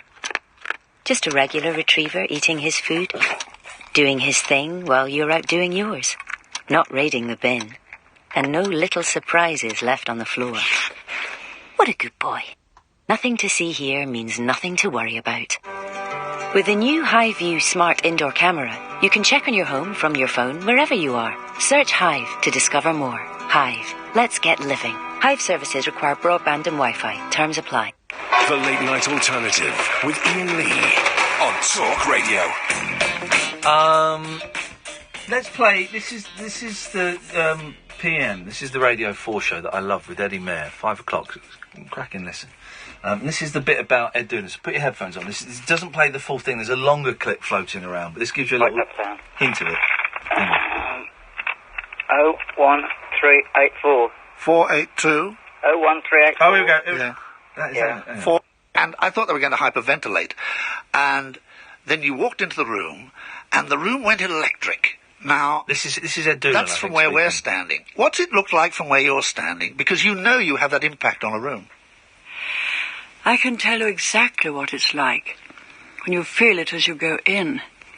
You think, oh my goodness, they're expecting so much from me tonight. Can I live up to this reception? And then suddenly the adrenaline begins to flow. And as you noticed, I don't like really speaking from a script because I think it dies, it's artificial. So I know what I want to say and then it comes out in the words. And I just believe that never take your eyes off people's eyes. You can hold them with your eyes, with your expression, with your voice. But once you look down at your script, you just can't hold them. No, but it's really very nerve-wracking. Really? Do you get nervous? Every single time. Really?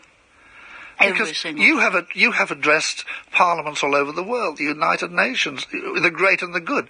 I shouldn't think a hall in Birmingham would make you overly jittery. You will not do your best unless you get nervous, because it just gives you that little edge, that little urgency. I'm trying to look for a shop anywhere where I can get old typing ribbon for them. Okay. There's an outfit in the Dudley area. Yeah. Called Brierley Printers.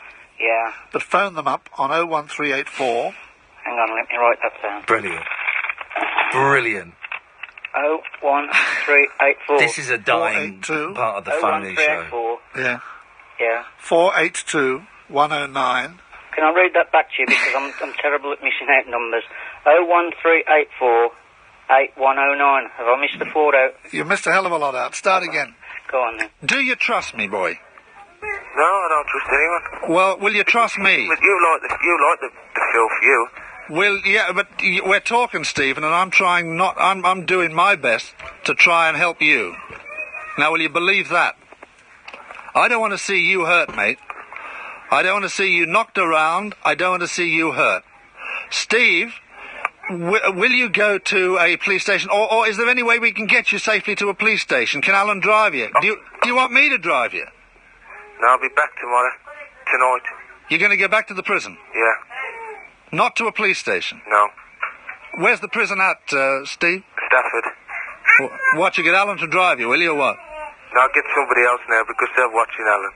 And they'd want nothing more than to get me when I was going there, for their own satisfaction. Do you want me to drive you? I could get my own transport there. You sure? Yeah. Because no one will touch you if I'm there, boy. I've got to go. Well, if you want to take me, how do I sort that one out? Great. You phone me after the show. Ed Doolan, who's died at the age of 76. Gosh. Goosebumps, man. Isn't that great? Well. Isn't that great? I love things like that. Yeah, so do I. And where's that happening? There's not room in most programmes because they're so heavily formatted. Now, we'll take this. God, I don't really want to. Yes. Ian. Yes. How's it going, mate? It's good to see you, man. Do you miss me? No, mate, I don't. But yes, line 2. Ian, hi. How's it going? What do you want? I was just phoning up to have a chat. Is that all right? Go on then. Okay. I'd like to chat about podcasts. Okay. You've appeared on Adam Buxton's podcast, Scroobius Pip's podcast, Vegetarian's podcast. In kind of that interview context, is that something that you would like to pursue? Why do I feel slightly uncomfortable? I don't know. No. Why do you feel slightly uncomfortable? Something about this makes me feel slightly uncomfortable. I don't know why. I don't know if it's my spidey sense. I don't know if it's just... I don't know. I do know. It's because it doesn't feel like you're speaking English. That's why. You're not speaking English. You're not speaking properly. I'm a bit drunk, I'll give you that. There we go. I knew there was something. I never said I wasn't. No, you didn't. You didn't, but it's just set me on edge. You're not speaking English. Try and speak English. I know it's harder when you're pissed, but really try and speak English. Okay, so my thing about this is that I watched you on TV when you were doing Rise years and years ago, and I related to you then. I didn't relate to you over the sort of Big Brother period, not really interested in that. But then I got into Richard Herring's Leicester Square Theatre podcast, and I heard you on that, and I was really drawn to you on that. And then I heard you on Adam Buxton, and then I heard you on Scroobius Pips, and I really related to you in the way that the way you spoke on a interview from people who are celebrities to another celebrity, but you spoke in a way that wasn't about being a celebrity. You know what? You had it then. The last 10 words, you went back to not speaking English. But up until then, you were speaking English, and it felt much better. Okay. I felt much more relaxed. You sounded much more relaxed and engaged. And then towards the end, you knew you were coming towards the end of the sentence, and you kind of you sort of froze again, and you suddenly it was robot, and you were not speaking English. Listen, I'm glad you enjoyed Rise. Rise is a show that I'm really, really proud of. There was no reason why you should necessarily enjoy the Big Brother stuff. You know, it wasn't for everyone, of course. Not everything I do is not for everyone. And I'm glad you've enjoyed the podcasts that I did. Well, last year, the year before last, probably 2016, that I did those shows. But my question was, would you ever consider doing a podcast where you interviewed people like the way that Scroobius? No, you wouldn't. No, because there's a million podcasts like that, and you know, I don't want to contribute. There's no reason for me to contribute another podcast like that. So if I do, and I do the brilliant podcast with Katherine, The Rabbit Hole, and I've got a couple of ideas for some other things that I might do. I might be doing one with Imani Coppler if we can ever pull our finger out and sort it out. But the thought of doing a podcast where it's just me sat down with another person for an hour, it's pointless. There are loads of brilliant people out there doing it already. Yeah, no, I appreciate that. I just really wanted to say that I like the way that you came across in those podcasts when it's a celebrity or someone of that nature having a conversation with another person with a so where have you you're talking about? Where have you been tonight then? Nowhere. So did you get drunk at home? Yeah. Okay, I'm not telling you off. I'm just curious as to what your evening has entailed. Are you all right, is what I'm asking. That's what I'm asking in a roundabout way, and we do these roundabout things, and I'm just going to get straight to it. I say, are you all right, brother? Oh, yeah. No, I'm an alcoholic, but it's in control. Wow.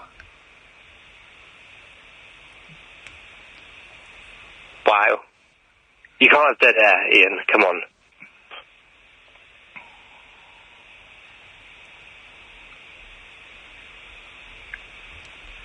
Oh, yeah, you can. It's you, isn't it? I remember.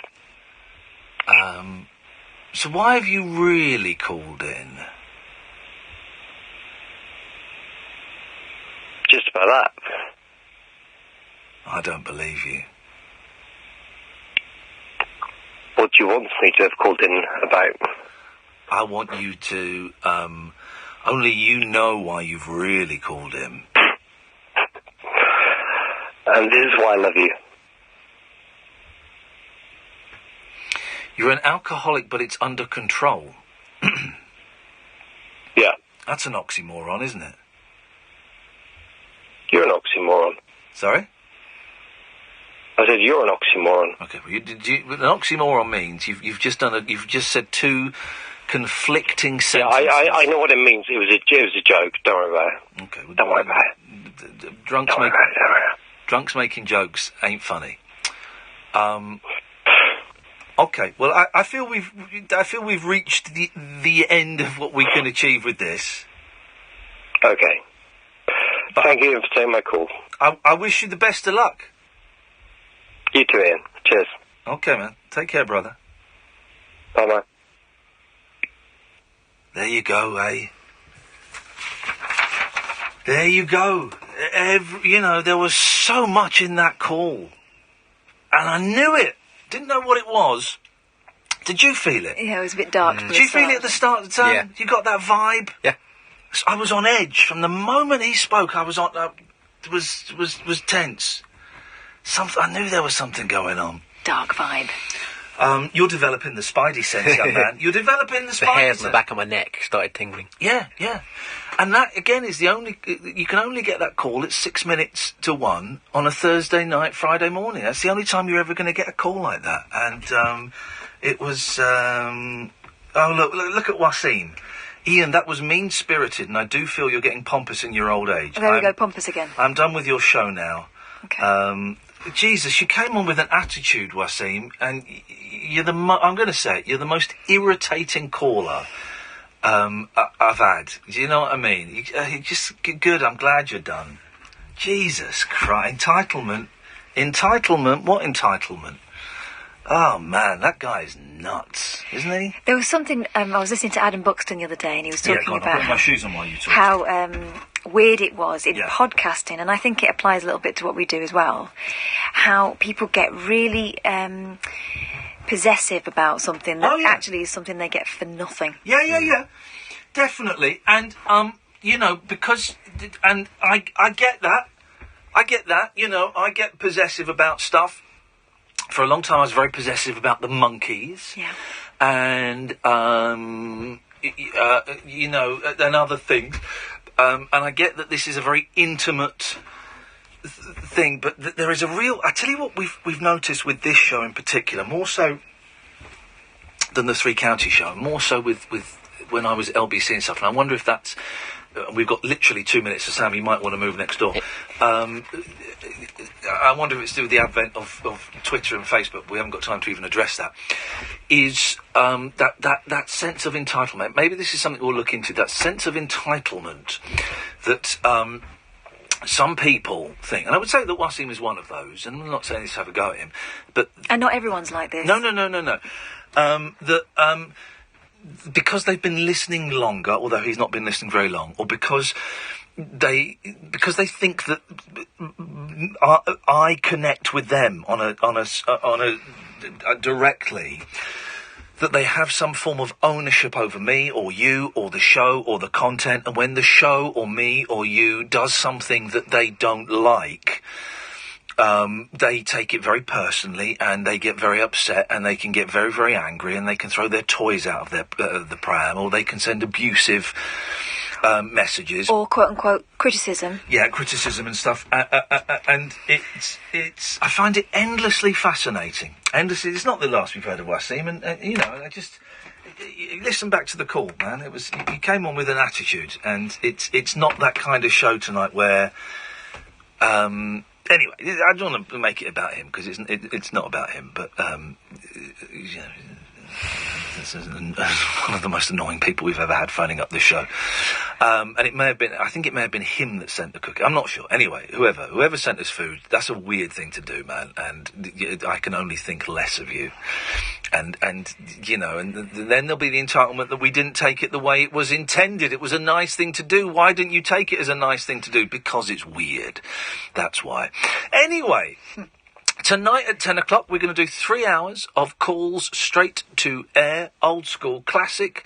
Have a little practice, get your stuff ready that you want to do, or just phone up and do a brain fart, man. It's all groovy. Thank you, Katherine. Sam, thank you very much. Nice to have you in here. Don't forget you can go and download the podcast from iTunes or your usual podcast provider. Paul Ross is up next. Ta-ta!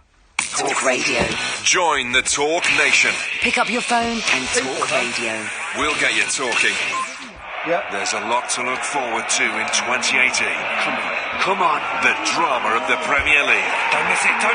Golf majors and the Ryder Cup. I can't look, but I have to.